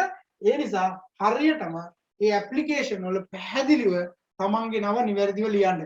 දැන් මේ වෙනකොට ඔයාලට තේරෙනව නේද ඔයාලගේ ඇප්ලිකේෂන් වල තියෙන ප්‍රශ්න? මම දැක්ක දැන් විභාග ඉල්ලුම් පත්‍රයක් ඇඳවනකොට අර මුලින් ඉඳන් දීපුව සමහර අය වැරදි. ඒ කියන්නේ පළවෙනියෙන්ම ඇප්ලිකේෂන් එකේ දීපු තොරතුරු එහෙම මෙහෙම පුරවලා තියෙන්නේ නේ. මම දැක්ක දැන් ඔයාලා සැලකිලිමත් නොවන අවස්ථාවක්. දැන් මේ වගේ ඔයාලා අවධානය යොමු කරන්න. එකක් තමයි දැන් මේකේ පැහැදිලිවම ගහලා තියෙනවා මේ ඇප්ලිකේෂන් එකේ උඩින් ඉංග්‍රීසි කැපිටල් අකුරු විතරක් පාවිච්චි කරන්න. එහෙම තියෙදි සිංහලෙන් ෆිල් කරලා එවුවා තිබ්බේ. මේ ඔයාලගේ අඩුපාඩු. සිංහලෙන් ෆිල් කරලා එවලා තිබුණා. සිම්පල් කැපිටල් යූස් දෙක එකට පාවිච්චි කරලා විශාල වශයෙන් තිබ්බා. ඒ වගේම ඉන්ඩෙක්ස් නම්බර් එක දාන්න නැතුව එවුවා තිබ්බා. ඒතර අපි ඇප්ලිකේෂන් එක ෆිල් කරනකොට උඩේ ඉඳන් යටටම හොඳට බලන්න. හොඳට බලලා ඉවර වෙලා තමයි මේ වැඩේ කරන්නේ. එහෙම නැතුව ආවට ගියාට කරන්න යන්න එපා. දෙපාරක් තුන් පාරක් කියලා මොනවද තියෙන්නේ කියලා ටූටි අකුරෙන් තියෙන එකක් පවා කියලා ඉවර වෙලා තමයි ඒක ෆිල් කරන්නේ. ඒතකොට C වාර්තා තුනක් තියෙනවා. ඒ වාර්තා තුනේම අපි හරියට ෆිල් කරන්නේ. දැන් ඔයාලා අර වාහනයක් ට්‍රාන්ස්ෆර් කරද්දි මම දැක්කා ඒකේ තියෙන ඇප්ලිකේෂන් හතරක්. කොහොම જાතිය ඇප්ලිකේෂන් හතරක් තියෙනවා. හතරම හරියට ෆිල් කරන්න. එකක්වත් වරදින්නේ නැති වෙනවා. ඒ වගේ මෙතනත් පැහැදිලිව මේ විස්තර ටික පින් වෙලා තියෙනවා නේ. මේ එක් සමාජික අංකයක් මොනම හේතුවක් නිසාවත් වෙනත් සේවකයෙකුට නොපැවරීම. දැන් ඔයාගේ එම්ප්ලොයි නම්බර් එක අපි අර රැකියා විස්තරය හා පිළිවිතරය හැදුවා මතකයිනේ. ඒ රැකියා විස්තරය හා පිළිවිතරය හදද්දී එම්ප්ලොයි නම්බර් එකක් දැම්මේ. ඒ දාපු HRM 0.223 කියලා දැම්මේ. ඒ එම්ප්ලොයි නම්බර් එක ආය කිසිම හේතුවක් මත වෙන කෙනෙකුට දෙන්න බෑ. දැන් හිතන්නකෝ ඔයා මේ ආයතනයට සම්බන්ධ වෙනකොට ඔයාට හම්බ වෙලා තියෙනවා DH කියන නම්බර් එක. කාට හරි හිතන්නකෝ 555 නේද? 815 ඒ වගේ නම්බර්ස් තියෙනවනේ. ඒ නම්බරේ තව කෙනෙකුට කිසිම දවසක ආයෙ අනිති වෙන්න බෑ. මොකද හේතුව තමයි ඔයා තව අවුරුදු 10කින් ආපස්සට හැරිලා ඔයාගේ නම්බරේ කිව්වත් ඒ ඔයා විතරයි ඉන්නේ මේ නම්බරේ. වෙන කෙනෙක් ඉන්න බෑ. ආයතන වලත් එහෙමමයි. හරිද? ඒ නම්බරේ වෙනස් වෙන්න බෑ. සෑම සේවකයෙකුටම ABH පත්‍රිකා කට්ටලයක් පිරවීම සඳහා අදාළ අවස්ථාවන්හිදී ජීපෝමයක් මගින් ගිණුම් ඒකාබද්ධ කර දීමේ සැලැස්වීම නිවැරදි නියමිත කාල සීමාව තුළ දායක මුදල් ශ්‍රී ලංකා මහා බැංකුවට යැවීම. සමාජිකයා සැලකිය යුතු කරුණු ගැන කතා කරලා තියෙනවා. සමාජයේ නිවැරදි නම උපැන්න සාතිකයේ දැක්වෙන ආකාරයට සේවා යෝජකයා වෙත ලබා දීම, ABH පත්‍ර නිවැරදිව සම්පූර්ණ කිරීමට සේවා යෝජක වෙත සහාය වීම, ශ්‍රී ලංකා මහා බැංකුවේ නිකුත් කරන වාර්ෂික ගිණුම් ප්‍රකාශන සේවා යෝජකයාගෙන් ඉල්ලා ගැනීම සහ ගිණුම් ශේෂ නිවැරදිව පරීක්ෂා කිරීම ඔයා කරන්න ඕන. ඒ ගිණුම් ප්‍රකාශන එන්නේ අපිට නෙවෙයි එන්නේ. එහෙට එන්නේ ආයතනයට එන්නේ. ආයතනයෙන් තමයි ඒක අපිට දෙන්නේ. සේවා අංක මාරු වන සෑම විටම ගිණුම් ඒකාබද්ධ කර ගැනීමට උනන්දු වීම. සේවා අංක කියලා කියන්නේ ඔයා හිතන්නකෝ මගේ ආයතනයේ අවුරුදු 3ක් වැඩ කරලා ඊගාට යනවා තව වෙන ආයතනයකට. ඒතර මගේ ආයතනෙන් ඔයා මේ නම්බර් එකයි මේ කාඩ් එකයි අරන් ගිහින් ඉවරලා ඒක ඊගාව තැනට ගිහිල්ලා දෙන්න ඕනේ. ඒතකොට ඊගාව තැනින් දෙන කාඩ් එකත් මේකට අනුබද්ධ කරගන්න. එතකොට ඔයාලට එකම ගිණුමක් තමයි මහා බැංකුවේ තියෙන්නේ. එතකොට නමුත් සේවා ස්ථාන දෙකක්. ඒක ප්‍රශ්නයක් නෑ. ඔය විදිහට ගිහිල්ලා ඔයා අන්තිම අවුරුද්දේ ඔයා පස්වෙනි තැන වැඩ කරවුවත් ඒ පහේම තොරතුරු ටික එකතු කරලා තමයි අන්තිමේට වැටුප විශ්‍රාම වැටුප ඔයාට හම්බ වෙන්නේ. හරිද? රයිට්. ඔන්න ඊගාවට අපි එනවා සේවා නියුක්තිකයන්ගේ බාර ආරමුදල සම්බන්ධයෙන් කතා කරන්න. සේවා නියුක්තිකයන්ගේ බාර ආරමුදල ගැන කතා කරන්න වෙනවා. මේකෙත් නිරන්තරයෙන් ප්‍රශ්න අහන තැන. මේක සේවා අර්ථ සාධක ආරමුදලත් එක්ක බද්ධ වෙලා යන පනතක්. ශ්‍රී ලාංකික සේවක ජනතාවගේ අනාගත සුරක්ෂිතභාවය වඩාත් තර කරනු පිණිස හඳුන්වා දෙනු ලැබූ නව පනතකි. සේවා නියුක්තිකයන්ගේ බාර අරමුදල් පනත 1980 අංක 46 දරන එම පනත 1981 මාර්තු 1 වෙනි දින සිට ක්‍රියාත්මක කෙරේ. පහුගිය පේපර් වල සේවා නියුක්තිකයන්ගේ බාර අරමුදල් පනත වන්නේ කියලා අහලා තිබ්බේ. එහෙනම් ඕකත් අනිවාර්යයෙන් මතක තියාගත යුතු පනතක්. ඊගාවට මේකේ අරමුණ ගැන කතා කරලා තියෙනවා. හරිද? මේකේ අරමුණ ගැන කතා කරද්දී මේකේ තියෙනවා මුදල් සැපයුම හා ආයෝජන ක්‍රියාවන්ගෙන් මතුවන කල් ඇතිව සිටි සේවක ජනතාව සමස්තයක් වශයෙන් එකී ක්‍රියාවලියට සම්බන්ධ කොට රටේ ආර්ථික ක්‍රියාවලියේ ප්‍රජාතාන්ත්‍රීය බව වැඩි දියුණු කිරීමටත් ඒ තුළින් සේවක අයිතීන් තහවුරු කොට සේවක සුබ සාධනය වැඩි කිරීමටත් විශ්‍රාම යන අවස්ථාවේදී හෝ සේවයේ අවසන් කරන අවස්ථාවේදී තමා දායක නොවුණු අරමුදලක ප්‍රතිලාභ ලබා දීමත් තමා දායක වුණු උණු අරමුදල ප්‍රතිලාභ ලබා දීමත් මෙම නීතියෙන් අපේක්ෂා කෙරේ. එතකොට මේකෙදි අර EPF එක වගේ නෙවෙයි. මේකෙදි රස්සාවෙන් අයින් වෙන ඕනම වෙලාවක මේ ETF එක ගන්න පුළුවන්. ETF එක ගන්න පුළුවන්. සේවානු අරගෙනම් බෑ 50 55 වෙනකන් ඉන්න බෑ. මේකේම නෑ. අයින් වෙන වෙලාවෙ ගන්න ඕනේ. එතකොට මේකට දායක මුදල් සපයන්නේ දැන් අමල්ගේ මූලික වටුප 20000 යිනේ. අමල් 7.5ක්වත් ගෙවන්නේ අමල් ගෙවන්නේ බිඳුව. හැබැයි සේවා යෝජකයා 3ක් රුපියල් 600ක් ගෙවන්නේ. එතකොට එයා EPF එකේ 3600යි මෙතන 600යි දෙකම එකතු කරලා 4200ක් ගෙවන්න ඕනේ මහා බැංකුවට. එතකොට මෙයාගෙන් එකතු වෙන 2400ත් එක්ක ඔක්කොම 6600ක් ගෙවන්න ඕනේ. තේරුණාද? එතකොට මේකට දායක මුදල් ගෙවන්නේ කවුද? සේවා යෝජකයා විසින්. සේවා යෝජකයා විසින් තමයි මේකට දායක මුදල් ගෙවන්නේ. නැත්නම් වෙන කවුරුත් ගෙවන්නේ නැහැ. ඊගොඩ ආවරණය වෙන්නේ සේවා නියුක්තිකයන්ගේ බාර ආරම්භවල දායක මුදල් ගෙවීම සඳහා සේවකයන් ආවරණය වීම සේවක අර්ථ සාධක අරමුදල් පනතේ දක්වූ අයම තමයි. හරිද? දායකත්වයේ. ඒක මෙහෙම තරුවක් දාලා ලියා ගන්න. තරුවක් දාලා සේවා නියුක්ති බාරකාර අරමුදල සඳහා සේවා නියුක්ති බාරකාර අරමුදල සඳහා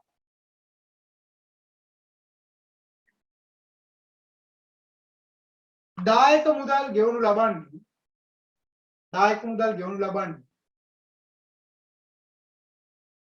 සේවා යෝජකයා විසින් පමණි.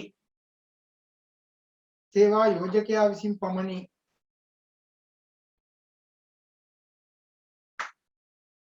ඒ අනුව සේවකයාගේ මූලික වැටුපෙන් සේවකයාගේ මූලික වැටුපෙන් 3%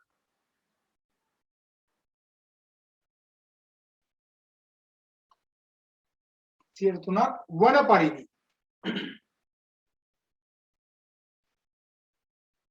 සෑම මාසයකම සේවා යෝජකයා විසින් දායක මුදල් ගෙවයි. සේවා යෝජකයා විසින් දායක මුදල් ගෙවයි.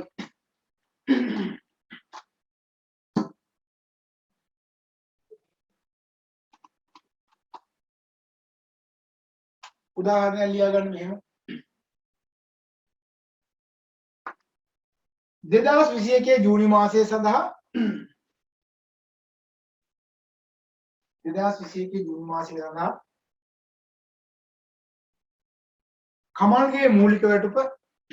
කමල්ගේ මූලික වැටුප රුපියල් 20000ක් නම්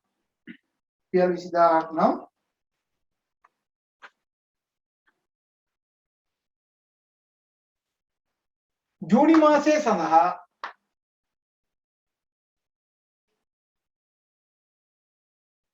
කමල්ගේ සේවා නියුක්ති බාරකාර අරමුදල වන්නේ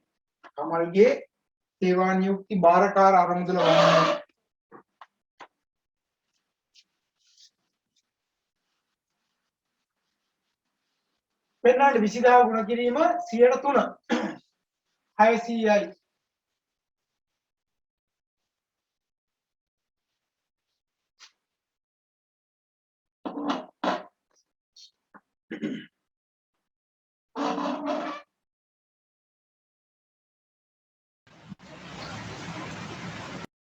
600යි.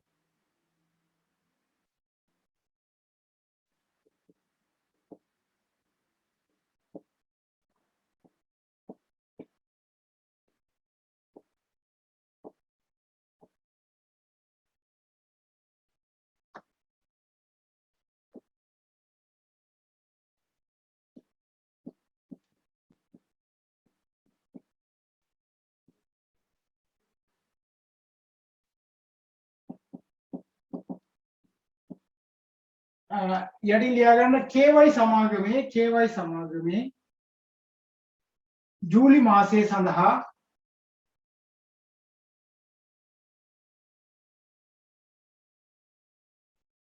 සේවකයන් කිදෙනෙකුගේ වැටුප් පිළිබඳ තොරතුරු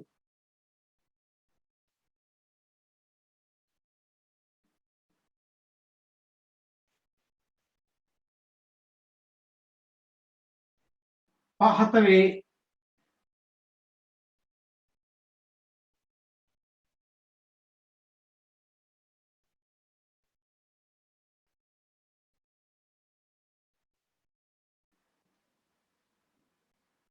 හරිද?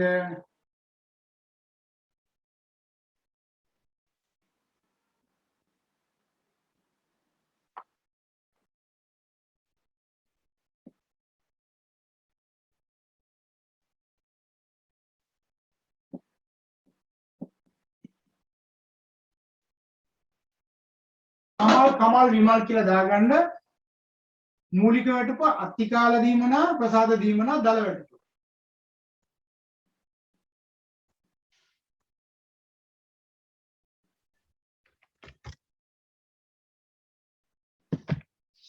හරිද?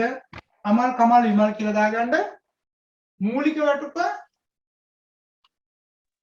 20000යි අමල්ගේ, කමල්ගේ 25000යි, විමල්ගේ 40000යි.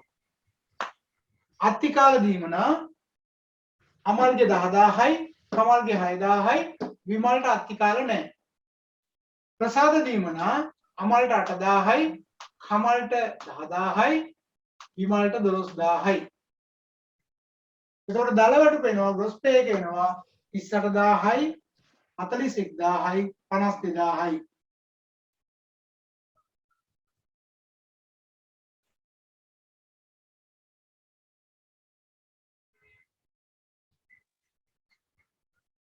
පළවෙනි ප්‍රශ්නේ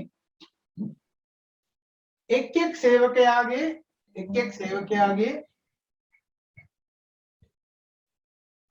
සේවක අර්ථ සාධක අරමුදල් සහ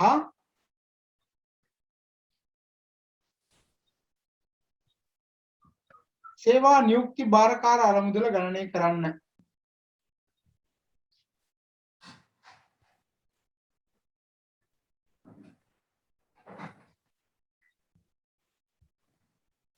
දෙක සංවිධානයේ මුළු සේවක අර්ථ සාධක අරමුදල ගණනය කරන්න.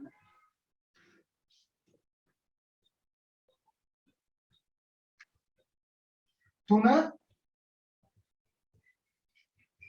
සංවිධානයේ මුළු සේවා නියුක්ති භාරකාර අරමුදල ගණනය කරන්න. සංවිධානයේ මුළු සේවා නියුක්ත භාරකාර අරමුදල ගණනය කරන්න.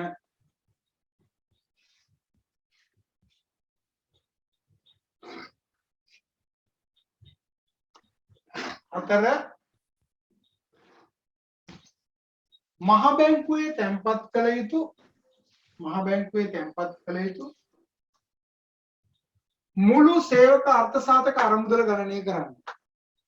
මුළු සේවක අර්ථ සාධක අරමුදල ගණනය කරන්න.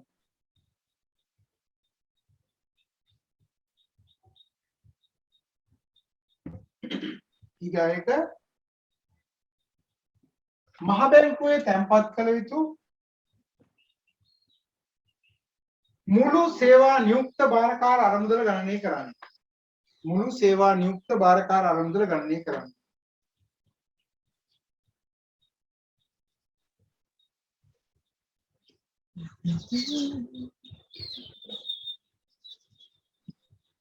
ඊගායක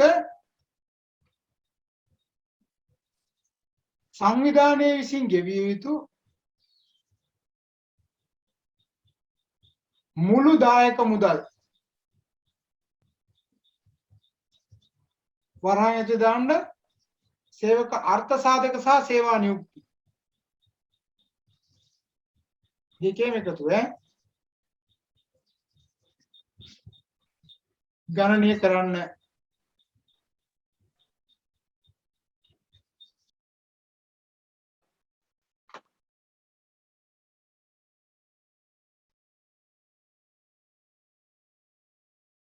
හදන්න බලන්න ටක් ගාලා.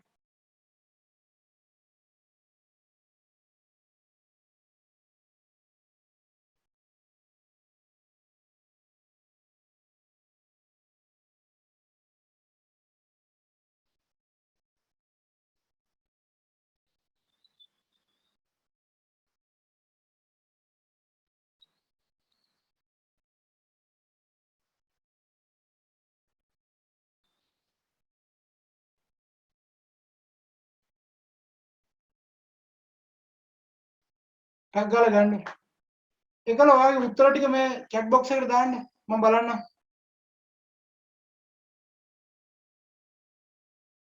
උත්තර ටික chat box එකට දාන්න.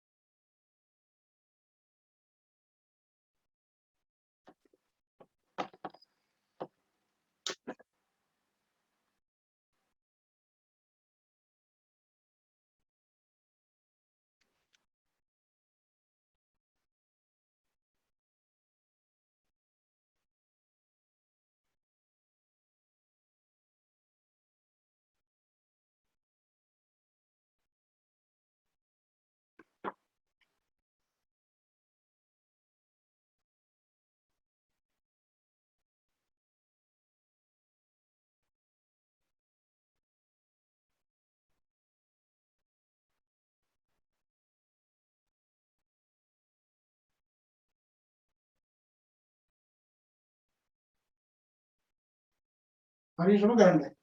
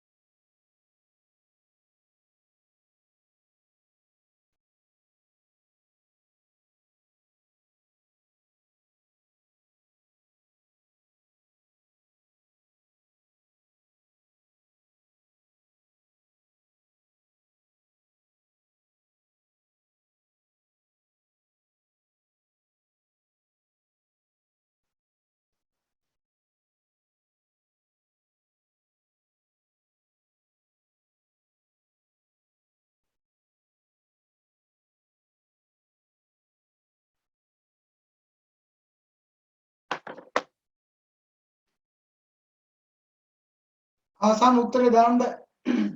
සම්පූර්ණ සේවක අර්ථ සාධක අරමුදල සහ සේවා නියුක්ති බාරකාර අරමුදල් දෙකේම එකතුව chat box එකට දාන්න. ඒතර අනිත් ටක් ගාලා ගන්න පුළුවන්.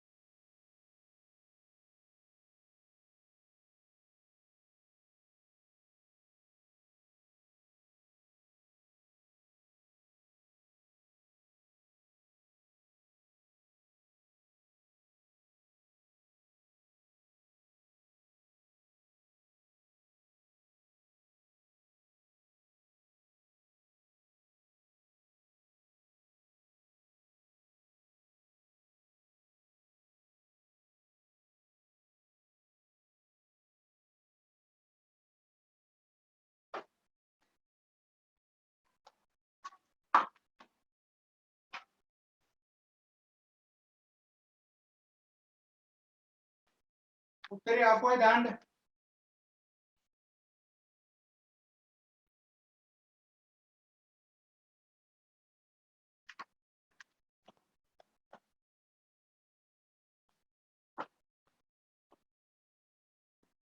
අග්ගල් කැල් කරලා දාන්න.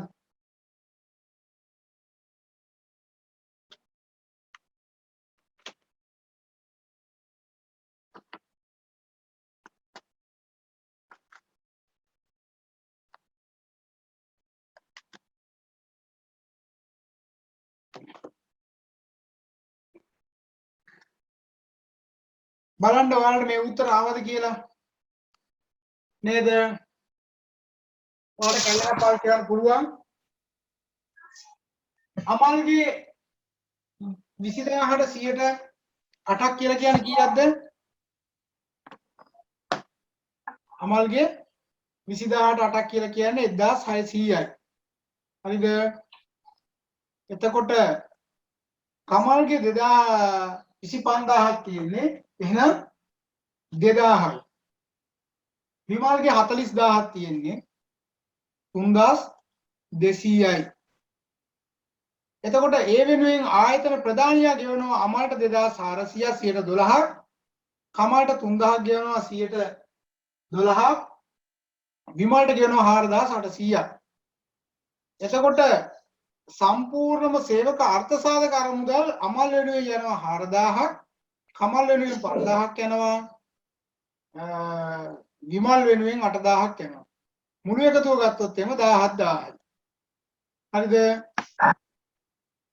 ඊගාවට අපි ගත්තොත් එහෙම සේවා නියුක්ති අරමුදල සඳහා ගෙවන්නේ ආයතනයේ විතරයි. ඒකට යන්නේ 103 ගානේ.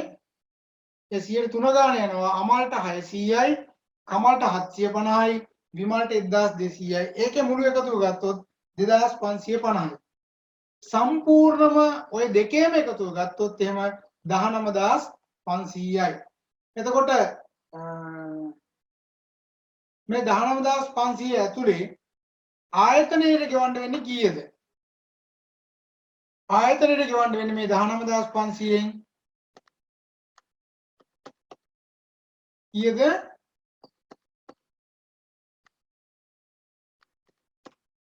12700යි. හරිද? පැහැදිලි නේද?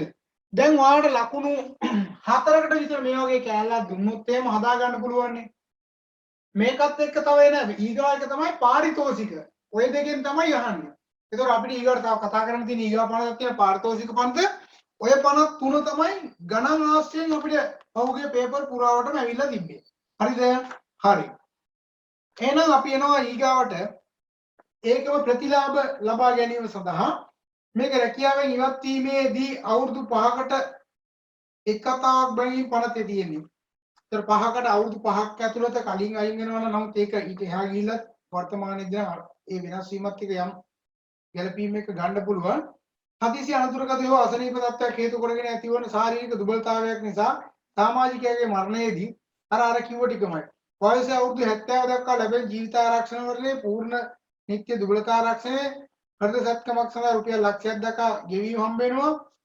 මේකේ ඇසේ සුද ඉවත් කිරීමට ශල්‍ය කර්මය සඳහා හම්බ වෙන පස්වන වසර 20ත් විභාගයේදී ඉහළ ලකුණු ලබා ගන්නා දරුවන්ට රුපියල් 10000ක පරිත්‍යාගයක් වශයෙන් හම්බ වෙනවා. ඔයාලගේ අර ශිෂ්‍යත්ව විභාගය ඉවරලා ප්‍රතිඵල එනකොටම එනව නේද ෆෝන් එකට මැසේජ් එක. සේවක අර්ථ සාධක අරමුදල සහ සේවා නියුක්ති බාරකාර ආරම්භ සඳහා දායක වෙච්ච දෙමාපියන්ගේ දරුවෝ ශිෂ්‍යත්වයේ සමත් නම් තොරතුරු එවන්න කියලා දාන්නේ. ඒ මෙන්න මේක ගෙවන්න. ඉතින් මේ ප්‍රතිලාභ ගත්ත අයත් මේ අතරත් ඇති. නේද? ඔයාලා අතරත් ඉන්න පුළුවන් නේ. හරි. ඉංග දායක මුදල් සම්බන්ධයෙන් තියෙනවා. ඊට පස්සේ සේවා යෝජකයෙකු විසින් නොකළ යුතු දෑ තියෙනවා. එතනින් ඒ කතාව ඉවර කරලා තියෙනවා. ඊගොඩ ඔන්න මම අර කිව්ව පාරිතෝෂික ගෙවීම පනත. හරිද? මෙන්න මේ පනත තමයි ඊගොඩ වැදගත් මේ පාරිතෝෂික ගෙවීම සම්බන්ධයෙන් කතා කරනකොට සේවකයෙකු අවුරුදු 5කට වඩා නොවැඩි සේවා කාලයක් එක දිගට සේවය කරලා තිබ්බොත් ඒ ඉවත් යන කෙනාට පාරිතෝෂික ගෙවන්න සිද්ධ වෙනවා. දැන් හිතන්නකෝ මේකම මම ගත්තා කියලා අමල් හිටියානම් අමල් අවුරුදු 6ක් රස්සාව කරා නම් අමල්ගේ අන්තිම වැටුප හම්බුනේ 38000යි. මෙන්න මේ හම්බ වෙන අන්තිම වැටුපෙන් භාගයක් ගන්න කියලා. හිතන්න මේ කැටියට නම් 19000යි. මෙන්න මේ 19000 ගුණ කරන්න ඕනේ වැඩ කරපු වසර ගණන. ඒතකොට 6යි නම් මෙන්න මේක 6න් ගුණ කරනවා. 6 වරක් 54න් 4 5ක් ඉතුරුයි. 6 වරක් එක 6යි 6යි 5යි 11යි. 1,14,000ක් ගෙවන්න ඕනේ කවුද? ආයතනයේ විසින් ඉවත් වෙලා යන සේවකයාට. ඔයා කිසියම් පෞද්ගලික ආයතනයක රස්සාවක් කරවුවොත් අවුරුදු 5කට වඩා වැඩි වුණොත් ඔයාට මෙන්න මේ පාරිතෝෂික හිමි වෙනවා. බැරි වෙලාවත් ඔයා වැඩ කරේ අවුරුදු 4යි මාස 11යි නම් මේ පාරිතෝෂික ඔයාට හම්බ වෙන්නේ නැහැ. එහෙනම් බොහෝ ආයතනයේ අවුරුදු 5ක් වෙන්න ඉස්සෙල්ලා ඔයා රස්සාවෙන් අයින් කරනවා. එහෙම නැත්නම් සර්විස් එක කඩනවා. වෙනත් නම්බරයක් ආයෙ ඔයාට දෙනවා. ඒතර ඔයා නොදන්නගෙන හිටියොත් එහෙම ඔයාට ඒක කරන්නේ මෙන්න මේ පාරිතෝෂිකය දෙන්න වෙයි කියලා. හිතන්න ආයතන එකපාරටම ඔයා ඉවත් වෙද්දි මේ ගන්න ගෙවන්න බෑ. එහෙනම් මේ ආයතන මේවා කරන වංචා කරනවා. ඔයා මේක දැනගෙන හිටියොත් මේ වංචා වලට අහු වෙන්නේ නැතු වෙන්න වැඩ කරන්න පුළුවන්. ඔයාගේ අම්මා වෙන්න පුළුවන්, තාත්තා වෙන්න පුළුවන්, ඥාතියෙක් වෙන්න පුළුවන්. ඒ අපහසුතාවයට පත් වුණොත් ඔයාට ඉදිරියේදී කියලා දෙන්න පුළුවන්. ඔය කරන්නේ මෙන්න මේ වගේ දෙයක් කියලා. හරිද? ඒතර පාරිතෝෂික ගෙවීම පණතෙන් කරන්නේ මෙන්න මේ ඉවත් වෙන සේවකයාට අදාළ ගෙවීම් ටික කරන එක සම්බන්ධයි. ඒකේ ඥානක් තියෙන අපි එතෙන් දෙමු. බලන්න මෙන්න මේ පණත සේවක සුරක්ෂිතතාවය වැඩි දියුණු කරන සඳහා ශ්‍රී ලංකාවේ සමාජ සංරක්ෂණ නීති රීති අතරට අලුතින්ම එක් වූ 1983 අංක 12 දාන පාරිතෝෂික ගෙවීම පනතයි. මේ පනත ගැන අහලා තිබ්බ විභාගෙට අවුරුද්දට අද ඒ කියන්නේ පනත කොයි අවුරුද්දේද කියලා. සංශෝධන තිබ්බ 92 අරමුණ සේවකයන්ගේ සේවා කාලයේ සලකා සේවා යෝජකයන් වෙතින් පාරිතෝෂිකයන් ගෙවීම නීති රීති මගින් විධිමත් කිරීමේ පනතේ සම්මත කිරීමේ අරමුණ. ගැටවිටි කියලා කියන්නේ මේක. ආවරණය වෙන ගෘහ සේවිකාවන් සහ පෞද්ගලික ජීවිතයන් හා දායක නොවුණු විශ්‍රාම වැටුපට හිමිකම් ඇති සේවකීන් හැර පාරිතෝෂික ගෙවීම සඳහා පාසලන වර්ගවල සේවකීන් ආවරණය කෙරේ. රජයේ සේවයේ නොවන අය හැමෝටම මේක හම්බ වෙනවා. ඉරම් ප්‍රශාසන කොමිෂන් සභාව වෙත පවරා ගන්නා ලද වතුවල පවරා ගැනීමට පොරොත්තුව සම්පූර්ණ අවුරුදු 5කට නොඅඩු සේවා කාලයක් ඇති සේවකීන්. මේ පරිදි සේවක පාරිතෝෂික ලබා ගැනීම තිබී සුසුකම් හා අවශ්‍යතාවයන් මෙසේ සේවකීන් 15ක් වූ ඊට වැඩි ගණනක් ආයතනය තුල සේවය කරන්න ඕනේ. දැන් මගේ ආයතනයේ ඉන්න සේවකයෝ 14 දෙනා නම් පාරිතෝෂික නොගෙවා ඉන්න පුළුවන්. සේවකයෝ 15කට හිටියොත් මට පාරිතෝෂික ගෙවන්න. දැන් හිතන්න ඔයා ඉගෙනගෙන තියෙනවා මේ පනත. ඔයා දැනගන්නවාද මේ පනත? ඒ නිසා ඔයාගේ ආයතනයේ දැනට සේවකයෝ 16ක් ඉන්නවා නම් දෙන්නේ කයින් කරනවා. එතකොට ඔයාලා පාරිතෝෂික ගෙවන්න ඕනේ නැහැ. නැත්නම් පාරිතෝෂික ඒ 14 දෙනා අයින් වෙලා යන ගානේ ගෙවන්න බෑ. මේවා දැනගත්තාම විවසායකයෝ Taman ගැලවිලා යනවා. අවුරුදු 5ට නොඅඩු සේවා කාලයක් ඇති සේවකයන් එම ඔවුන්ගේ විශ්‍රාම යාමේදී අස්වීමේදී හෝ අස්කිරීමේදී හෝ එම සේවකයින්ද එම සේවකයාගේ මරණයේදී ඔවුන්ගේ නීති අනුකූල උම්මකරුවන්ට පාරිතෝෂික ලැබීමට හිමිකම් ඇත. එක් සේවා වර්ෂයකට මාස භාගයක වැටුප් බැගින් කරන ලද සේවා කාලය අනුව පාරිතෝෂික ගෙවිය යුතු පාරිතෝෂික ගණන් බැලීමේදී සේවකයා ලැබූ අවසාන මාසික වැටුප පදනම් කරගත යුතුය. මම කියේ මේ අන්තිමයට ගත්ත එක තමයි සැලකිල්ලට ගන්න. ඒකෙන් භාගයක්. දෛනික වැටුප් ගන්නවා නම් එකක්, සති ගන්නවා නම් තව එකක්. ගෙවීම් කළ යුතු දිනය පහත ක්‍රියාත්මක වීමේ දින සිට දින 30ක් ඇතුළත. සේවය අවසන් වීමේ දින සිට දින 30ක් ඇතුළත ගෙවන්න ඕනේ. ගෙවීම් ප්‍රමාණය කුලිකරුවන්ට සේවක අර්ථාධික අරමුණ දායකයන්ට කලින් වූ සේවා කාලයට නොවැම්බර් මාස දෛනික වැටුප දින 14කට සමාන මුදලක් එක් සම්පූර්ණ සේවා වර්ෂයක් වෙනුවෙන්. සේවක අර්ථාධික අරමුණ දායකයන් පසු සේවා කාලයට නොවැම්බර් මාස දෛනික වැටුපට දින 17කට සමාන මුදලක් වන එක් සම්පූර්ණ සේවා වර්ෂයක් වෙනුවෙන්.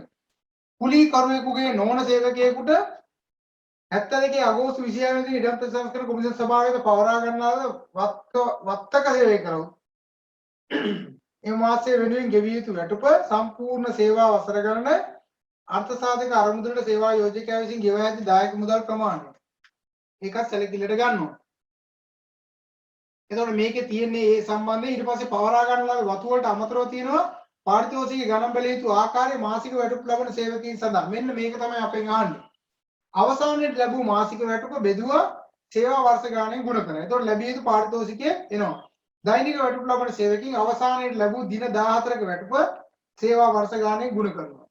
කැලි බිම්බේ වැටුප් ලබන සේවකයන් සඳහා අවසාන මාස 3 තුල ලැබූ වැටුපේ සාමාන්‍ය ගණනය බලා දින 14කින් ගුණ කරලා සේවා වර්ෂ ගානේ ගුණ කරනවා. හරිද? වැටුප යන්න මූලිකව ඒකාබද්ධ වැටුපක් කියලා සැලකිල්ලට ගන්නවා කියලා මේකේ තියෙනවා. ප්‍රමාද වීමේ සම්බන්ධයෙන් කතා කරනවා. ලියා ගන්න මෙහෙම තරුවක් දාලා පාරිතෝෂික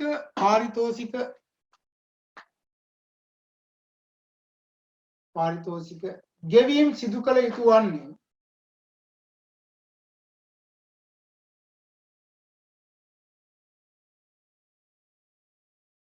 සංවිධානයේ අවම සේවකීන් 15ක්වත්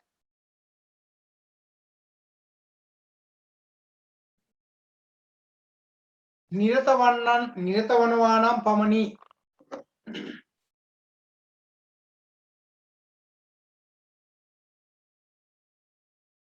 එසේම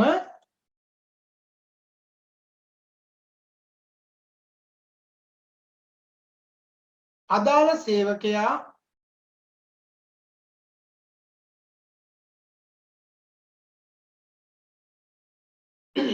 සේවකයා වසර 5ක් හෝ ඊට වැඩි කාලයක් සේවයේ නිරත වී සිටිය යුතුය.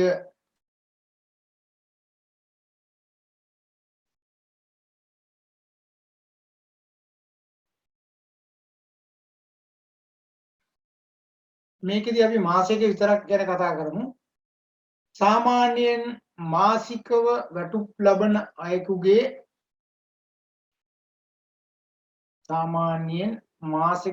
ලබන අයෙකුගේ පාරිතෝෂිකය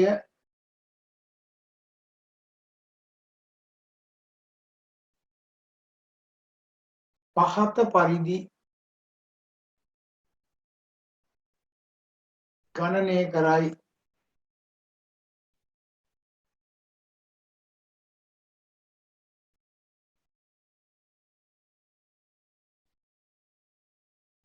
හරිද?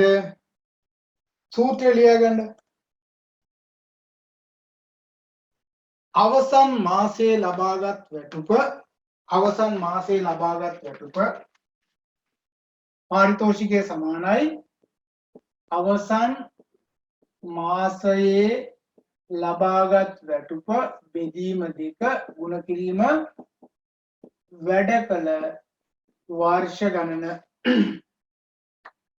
අවසන් මාසයේ ලබාගත් වැටුප බෙදීම 2 වැඩ කළ වර්ෂ ගණන.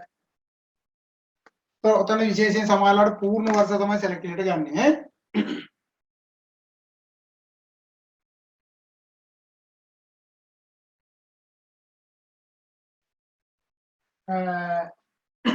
ලියන්න මෙහෙම ජීවක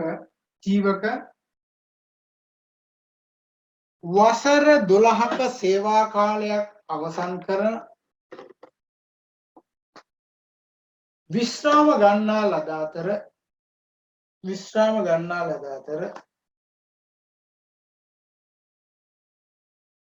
ඔහු අවසන් මාසයේදී ලබා ගන්නා ලද වැටුප රුපියල් 60000ක් විය.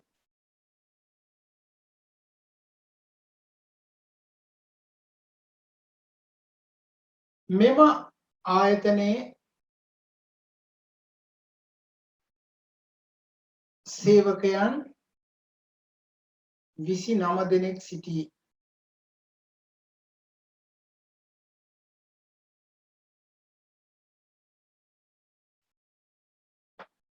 මොහුගේ පාරිතෝෂිකය ගණනය කරන්න.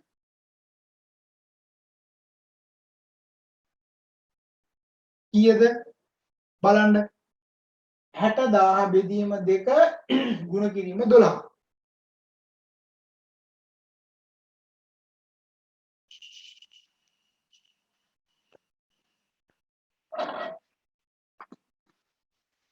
තුන් ලක්ෂ 60000 නේ.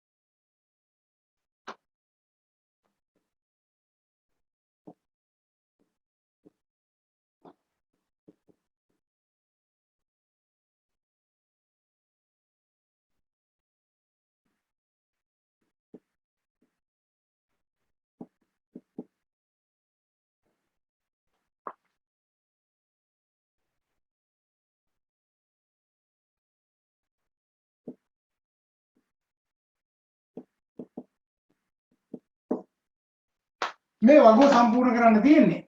මෙතන තියෙන ආයතනයේ සේවකයන් සංඛ්‍යාව වැඩි කල වර්ෂ ගණන අවසන් මාසයේ වැටුප පාරිතෝෂික දීමනවා. හරිද?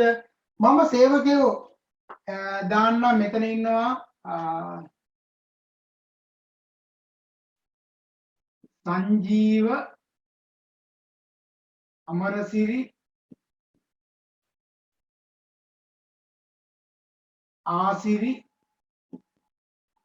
සුමනසිරි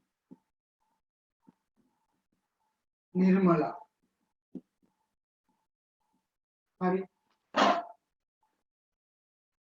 සංජීව වැඩ කරපු ආයතනයේ ඉන්න සේවක සංඛ්‍යාව 18යි මෙයාගේ 1200යි මෙයාගේ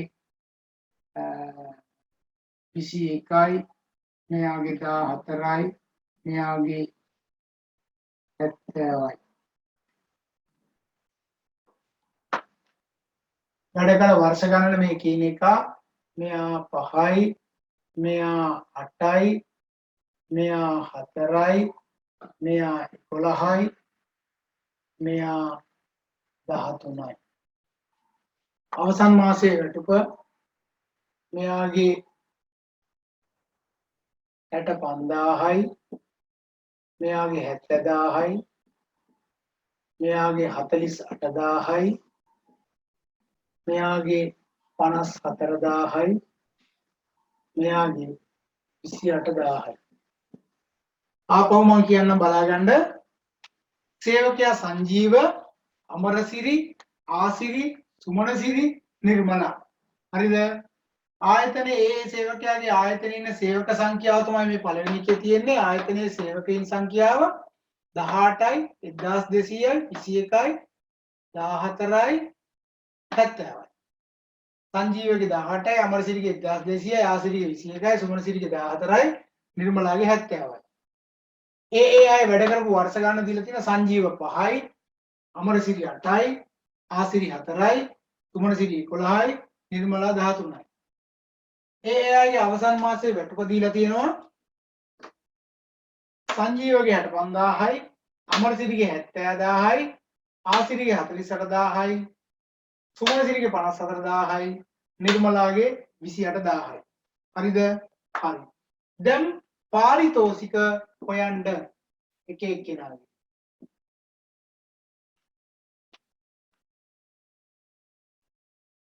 එක එක්කෙනාගේ පාරිතෝෂික හොයන්න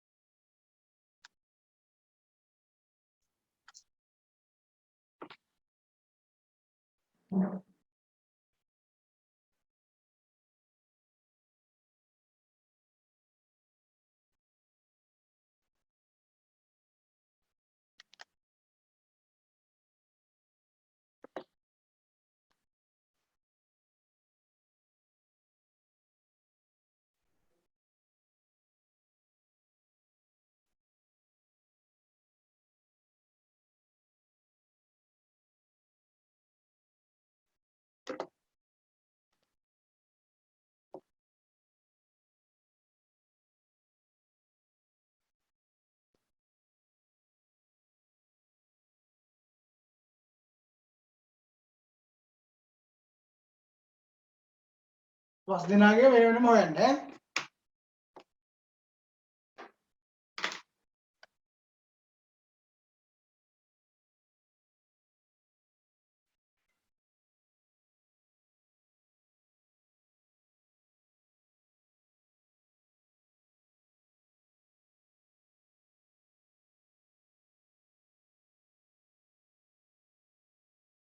පස් දෙනාගේ වෙනම හොයන්න.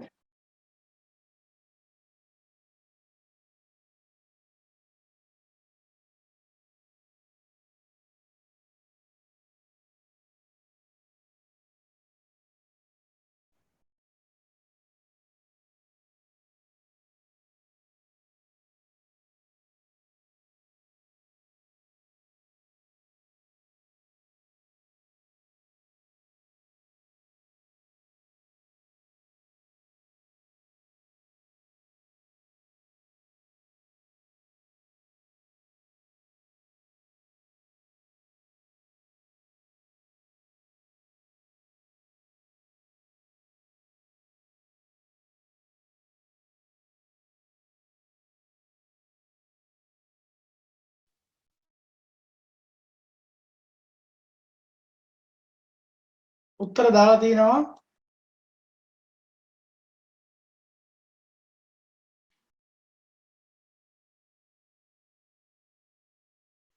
සංජීව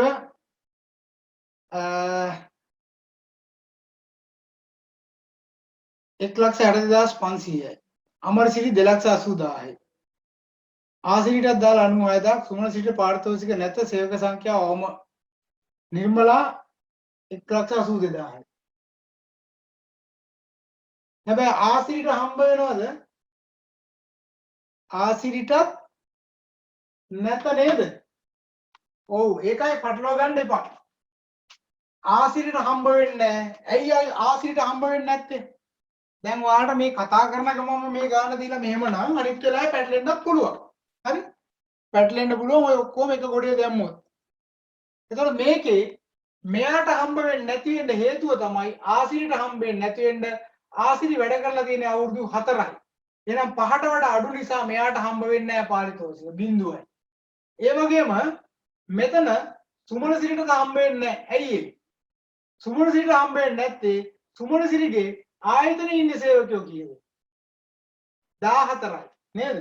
ඒ නිසා මෙයාට හම්බ වෙන්නේ නැහැ. මොකද එයා අවුරුදු 11ක් වැඩ කරවුවත් වැඩක් නැහැ. මෙයාට හම්බ වෙන්නේ නැහැ. එහෙනම් හම්බ වෙන්නේ කාටද? සංජීවටයි, අමරසිරිටයි, නිර්මලාටයි විතරයි. හරිද? එතකොට මේ තුන් දෙනාට එන 1,62,500යි 2,80,000යි. ඊට පස්සේ මෙයාගේ අන්තිමේට තියෙනවා 28,000ක්. එතකොට 28,000න් අවුරුදු වැඩි වෙන්න ඕනේ කීයක්ද? අවුරුදු 13ක් තියෙනවා. 28,000න් භාගය. 28,000න් භාගය කියන 14,000 වැඩි කිරීම අවුරුදු 13ක්. එයාට එනවා 1,82,000. හරිද? හරි. පැහැදිලිනේ? එහෙනම් ඔන්න පාරිතෝෂික ගණනය කිරීම හා ඒ ගෙවන විදිය තමයි ඕකේනේ. දැන් මේ දාලා තියෙන සංජීව, අමරසිරි, ආසිරිට නෑ, සුමනසිරිට නෑ කියලා දාලා තියෙනවා. මේක පැහැදිලි. හරි. එහෙනම් අපි යන් මේ පනත ඉතුරු කතන්දරෙත් ඉවර කරගෙනම ඉතුරු පනත් පිළිබඳව අදහසක් ගන්න. හරිද? එතකොට මේක දිගින් දිගට මේ ගෙවීම් පිළිබඳව කතා කරලා තියෙන්නේ, ප්‍රමාද වීම ගැන කතා කරලා තියෙනවා. ඊගොඩ වැදගත් පනත තමයි මේ ප්‍රසූතිකාදාන පනත. ප්‍රසූතිකාදාන පනතේ තියෙන ඒවා කියව ගන්න. මේකේ ගොඩාක් කරුණු කාරණා තියෙනවා. එතකොට මේ පනතෙන් ඇත්තටම පළමු දරු ප්‍රසූතිය, දෙවෙනි දරු ප්‍රසූතිය, දෙවෙනි දරු ප්‍රසූතියෙන් පස්සේ දරුවන් සඳහා ලැබෙන නිමාඩු හම්බෙන ඒවා ගැන කතා කරලා තියෙන්නේ. ඒ වගේම ඔයාලා දන්නවා දරුවෙක් ප්‍රසූති කරනකොට සජීවී උපත් කියලා තියෙනවා. ඊට පස්සේ මලදරු උපත් කියලා තියෙනවා. සමහරවිට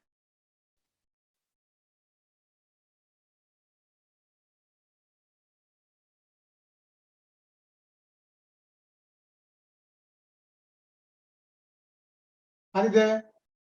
එතකොට සජීවී සහ අජීවී දරු උපත් ගැන මේකේ කතා කරනවා. එතකොට මේ පනතෙන් කාන්තාවන්ට ලැබෙන රැකවරණය ගැන තමයි දිගින් දිගටම කතා කරන්නේ. එතකොට එයාගෙත් අර දෛනික වැටුප දින 84 වැටුප අන්නේ වැටුප් දෙන විදිය මේකේ පැහැදිලිව කතා කරලා තියෙනවා. එතකොට මේකේ සෙසු කොන්දේසි ටිකක් තියෙනවා. මේක අනිවාර්යයෙන්ම සියලුම අය කියවගත යුතුමයි. හරිද? ඊගොඩ අපිට කතා කරන්න තියෙන 7 වෙනි එක කම්කරු වන්දි ආඥා පනත. මම ඕවා ගැන ලොකුවට කතා කරන්න එන්න ඔයාගා ওই පොත තියෙන නිසා මේවා කියව ගන්න ඕනේ. විභාගෙට අහනකොට අර පනත් කීපය පිළිබඳව විශේෂයෙන් අහලා තිබුණා. ඒතකොට ඒවා ගණනය කිරීම දීලා තිබ්බා. කම්කරු වන්දි ආඥා පනත ගැන කතා කරලා තියෙනවා. ඒකත් හොඳට කියව ගන්න. ඊගාවට මේකේ කතා කරනවා කාර්මික ආරවුල් පනත ගැන. කාර්මික ආරවුල් පනත සම්බන්ධයෙන් වැඩි අවධානයක් යොමු කරන්න අපි වෘත්තීය සමිති ගැන කතා කරද්දී අපි කිව්වා වෘත්තීය සමිති අතර ඇතිවන සේවා යෝජකේ සහ සේවා දායකයන් අතර ඇතිවන්නා වූ ගැටලු සහගත තත්ත්වයන් වලදී කාර්මික ආරවුලක් ඇති වුණොත් මේක අපි කියන්නේ සමස්ත කර්මාන්තයේ ප්‍රශ්නයක් කියලා. දැන් මේ වෙනකොට ගුරු වෘත්තීය සහ රජය අතර ඇති වෙලා තියෙන ප්‍රශ්න බලන සමස්තයටම ගැටලුවක් නේද? ඒතර මේවා ආරවුල්. මේවා කාර්මික ආරවුල් කියන වෘත්තීය ආරවුල බවට පත් වෙච්ච තැන මේ ගැන කතා කරන්න තියෙන්නේ. අද රජයේ විසින් උත්සාහ දරනවා ගුරුවරුන් යටපත් කරලා ඒ එන බලවේග ටික පැත්තකට දාන්න. නමුත් ඒ ASCII ගුරුවරු නැගී සිටිනවා. ඒ වගේම විශ්වවිද්‍යාල ශිෂ්‍යෝ සහ ඒ විශ්වවිද්‍යාල ආචාර්යවරු මේ දවස්වල පාට බහැලා අරගලයේ ක්‍රියාත්මක කරනවා. ඒ පොතලාවල පනත සම්බන්ධයෙන්. ඒතකොට මම දැක්ක අර ශිෂ්‍ය ව්‍යාපාර වල ඉන්න ශිෂ්‍යයෝ පස්සේ ගිහිල්ලා රාත්‍රියේ නේද? අතර මේවා බොහොම අශෝභන සිදුවීම් සමහර දේවල් නම් අරගල කර කාලේ මොකද අරගලයකින් තොර ජයග්‍රහණයකුත් නැහැ කියලා කියනවනේ. අරගල කරන්න ඕනේ. නිහඬව මිටියොත් එම යම් අය ඒ තම තමන්ට අවශ්‍ය දේවල් කරගන්නවා. ඒ හැම කාලෙම නිහඬතාවයෙන්ම සිටිය යුතුයි කියන තැන පිළිගන්නේ හරි දේ සඳහා පෙනී සිටිය යුතුයි. නමුත් ඒ ශිෂ්‍යෝ පන්නකට ගිහිල්ලා එහෙම අත්අඩංගුවට ගැනීම අපි සදාචාරාත්මකව අගය කරන්නේ නැහැ යෝනේ. ඒ හින්දා අත්අඩංගුවට ගන්න සිවිල් එකේ යද්දි මම දැක්කා ඒ වෙලාවේ ගිහිල්ලා ටක් ගාලා මාංශු කුට්ටමක් දාලා එහෙම නිකන් අර මිනි මරුවෙක් අල්ලලා යනවා වගේ ටක් ගාලා අල්ලලා යනවා. එහෙම නෙවෙයි සාමාන්‍ය යම් විදිහට ඒ තියෙනවා කොන්දේසි මත එහෙම ගත්තර කමක් නැහැ. නමුත් ඒ ක්‍රියාත්මක වෙන විදිය මම මේ කියන්නේ වෘත්තීය අරගල මේවා. ඒතර මේවා ගැන අපි කලිමුත් ඉගෙන ගත්තා. ඒක මේ ආණ්ඩුවටවත් කාටවත් විරුද්ධව නෙවෙයි. අපි නීතියත් එක්ක දැනගෙන ක්‍රියාත්මක වෙන විදිය. දැන් එතනදී ඇත්තට මුසාවි නියෝගයක් නැතුව එහෙම අත්අඩංගුවට ගන්න බෑ. ගෙදරකට පොලිස් නිලධාරියෙකුට කවදාවත් ඇතුළට දෙන්න බෑ. මුසාවි නියෝගයක් නැතුව. එහෙම තමන්ගේ හිතුමතේ ගියාසට ඇවිල්ලා ඒ දේවල් කරන්න බෑ. ඒතර ඒවා අපි දැනගෙන ඉන්න ඕනේ. ඒ වගේම සේවකයෙක් සම්බන්ධයෙන් යම් ගැටලුවක් ඇති වුණාට පස්සේ කාර්මික ආරවුල් පනතක් එක්ක ක්‍රියාත්මක වෙන විදිහ පිළිබඳව අපි දැනගන්න ඕනේ. අපිට ඇති වෙච්ච ප්‍රශ්නෙට අපි යන්න ඕනේ මොන උසාවියද? අපි යන්න ඕනේ කාර්මික උසාවියට. ඒතර ඒක ඉදිරිපත් කරන්න ඕන විදිය. මේ ඔක්කොම මේක සඳහන් වෙලා තියෙනවා. ඒතර මේ ටික ඔක්කොම කියව ගන්න. කර්මාන්තශාලා ආඥා පනත. පනතේ අරමුණ ක්‍රියාත්මක වීම සම්බන්ධයෙන් කර්මාන්තශාලාවක වැඩ පරිසරය සම්බන්ධයෙන් මේක සම්පූර්ණව කතා කරලා තියෙනවා. ඒ වගේම ස්ත්‍රීන් තරුණයන් සහ ළමයින් සේවයේ යෙදවීම සම්බන්ධයෙන් අද වෙද්දී විශේෂයෙන් වැදගත් වන පනත. ඒතර වයස අවුරුදු 18 වැඩි කාන්තාවන්, වයස අවුරුදු 14ත් 18ත් අතර තරුණයන්, වයස අවුරුදු 14ට අඩු ළමයින්. හරිද? ඒතකොට ඔය අඩු ළමයින් සම්බන්ධයෙන් විශේෂ කොන්දේසි කීපයකුත් දාලා තියෙනවා. ඒතකොට අර සාප්පුවා කාර්යාල පනතේ තිබ්බ කරුණු කාරණා සමූහයක් මේක ASCII අන්තර්ගත වෙලා තියෙනවා. ඊට අමතරව මම අර කතා කරලා තියෙනවා මෙන්න මේ අනෙකුත් පනත් ටික මෙන්න මේ අනෙකුත් පනත් ටික අපි කියව ගමු. මේකෙන් ගොඩාක් වෙලාවට ප්‍රශ්න අහන්නේ නැහැ. නමුත් දැන ගැනීම සඳහා මම මේවා දීලා තියෙනවාට ඔයා යම් දවසක මානව සම්පත් කළමනාකරුවෙක් වෙච්ච දවසකට මේ පනත් ටික ඔයාලට හොයාගන්න පුළුවන්. ඒ පනත් ටික හොයාගෙන කියව ගන්න ඔයාගේ ආයතනයේ ඇතිවන්නා වූ ගැටලු සාගත තත්ත්වයන් වලදී ඒවා විසඳා ගැනීම සඳහා 1865 අංක 11 දාන සේවා කොන්ත්‍රාත් ආඥා පනත 71 28 දාන ගෘහ සේවකීන් ලියාපදිංචි කිරීමේ ආඥා පනත 1889 අංක 13 දාන වතුකම්කරු ඉන්දියානු ආඥා පනත. මොකද වතුකම්කරු විදිහට ඉන්දියාවෙන් තමයි ආවේ. හින්දා ඉන්දියානු කම්කරු ආඥා පනතක් විදිහට ගත්තේ. ඔය ආඥා කියන එක තියෙන 1948ට කලින් රැජින පාලනය කරපු නිසා ඊට පස්සේ 48න් පස්සේ එන ඔක්කොම පනත් 1912 අංක 19 දරන වෛද්‍ය අවශ්‍යතා ආඥා පනත, 1912 අංක 10 දරන ලෙඩ රෝග කම්කරු ආඥා පනත, 1912 අංක 23 දරන රියදුරු විධිමත් කිරීමේ ආඥා පනත. ඔයාලා දන්නවා රියදුරු විධිමත් කිරීම සම්බන්ධයෙන් අද වෙද්දී රියදුරු බලපත්‍රයක් පවා නිකුත් කරලා තියෙනවනේ නේද? ඒතකොට 1921 අංක 43 දරන තුන්ඩු තහනම් කිරීමේ ආඥා පනත. ඔය තුන්ඩු තහනම් කිරීම ගැන කතා කරද්දී වතු ආශ්‍රිතව තමයි ලෝක ඇති උනේ. එතකොට 1923 අංක 1 දරන ඉන්දියානු සංක්‍රමණ කම්කරු ආඥා පනත. ඉන්දියානු සංක්‍රමණ කියන්නේ ඒ කම්කරු ආඥා පනතක්. ඒකේ තියෙන්නේ 1937 අංක 13 දරන පොළොව යට පතල් වල සේවිකාවන් වැඩවල යෙදවීම තහනම්. අද වෙද්දිත් ඒක තහනම් වෙලා තියෙනවා. පොළොව යට මිනිරම් පතල් වල ඒ කාලේ වැඩ කරලා නමුත් දැන් එහෙම වැඩ කරන්න බෑ. 1947 අංක 55 දරන පතල් වල ගල්වල සහ khනිජ ආඥා පනත. දැන් බලන්න 47න් පස්සේ ආඥා කියන එක අයින් වෙනවා. 1953 අංක 17 දරන කම්කරු පරීක්ෂණ වල රහස්‍යභාවය රකින්න පනත. 56 අංක 37 දරන ගාස්තු අය කරන රැකියා ඒජන්සි පනත. දැන් ওই රැකියා ඒජන්සියම තියෙන්නේ. ගාස්තු අය කරලා විදේශ රටවල් වලට ඒජන්සි පවත්වාගෙන යන්න පුළුවන් වෙන ওই 50ත් එක්ක. 56 ස්ත්‍රීන් අංක 56 අංක 47 ගන්න ස්ත්‍රීන් තරුණ අය ළමයින් රැකියාවල යෙදවීමේ පනත 1958 අංක 7 දරන කම්කරු පරීක්ෂක පදවි නම වෙනස් කිරීම ඒකත් ඔය වතු කම්කරුවන් ආශ්‍රිතව 1959 අංක 6 දරන සේවක නිවාඩු පනත 1966 අංක 40 දරන අගේ අඩුවීමේ සේවක අතුරු දීමනා පනත 1970 අංක 25 දරන වෘත්තීය සමිති නියෝජිතයෝ වතු වලට ඇතුළු වීමේ පනත 71 අංක 2 දරන වතු නිවාස විශේෂ විධිවිධාන පනත 71 අංක 29 දරන නිමාඩු පනත 71 අංක 49 දරන ජාතික ආධුනිකත්ව පනත 73 අංක 4 දරන පතල්නා කංජ නීතිය 76 14 දරන පුද්ගලිකාංශයේ වරප්‍රසාද නිවාඩු පනත 78 1 දරන සේවකයන්ගේ අයවැය සහන දීමනා නීතිය 78 අංක 8 දරන පුහුණු වන්නු රැකියාවල යෙදවීමේ පනත අංක 78 11 දරන දින සහ සතියේ ඉන්ධන 78 17 දරන සේවකයන්ගේ විශේෂ දීමනා 78 18 දරන සේවකයන්ගේ අයවැය පනත අයවැය දීමනා සම්බන්ධයෙන් 78 අංක 34 දරන රට හැර යන ඉන්දියානුවන්ට පාරිතෝෂික ගෙවීම. අන්න ලංකාවට ආපු ඉන්දියානු ඇතැම් අය ආපහු ලංකාව අතහැරලා ඉන්දියාවට ගියා මේ රස්සාව අතහැරලා. ඒ අයට පාරිතෝෂික ගෙව්වා.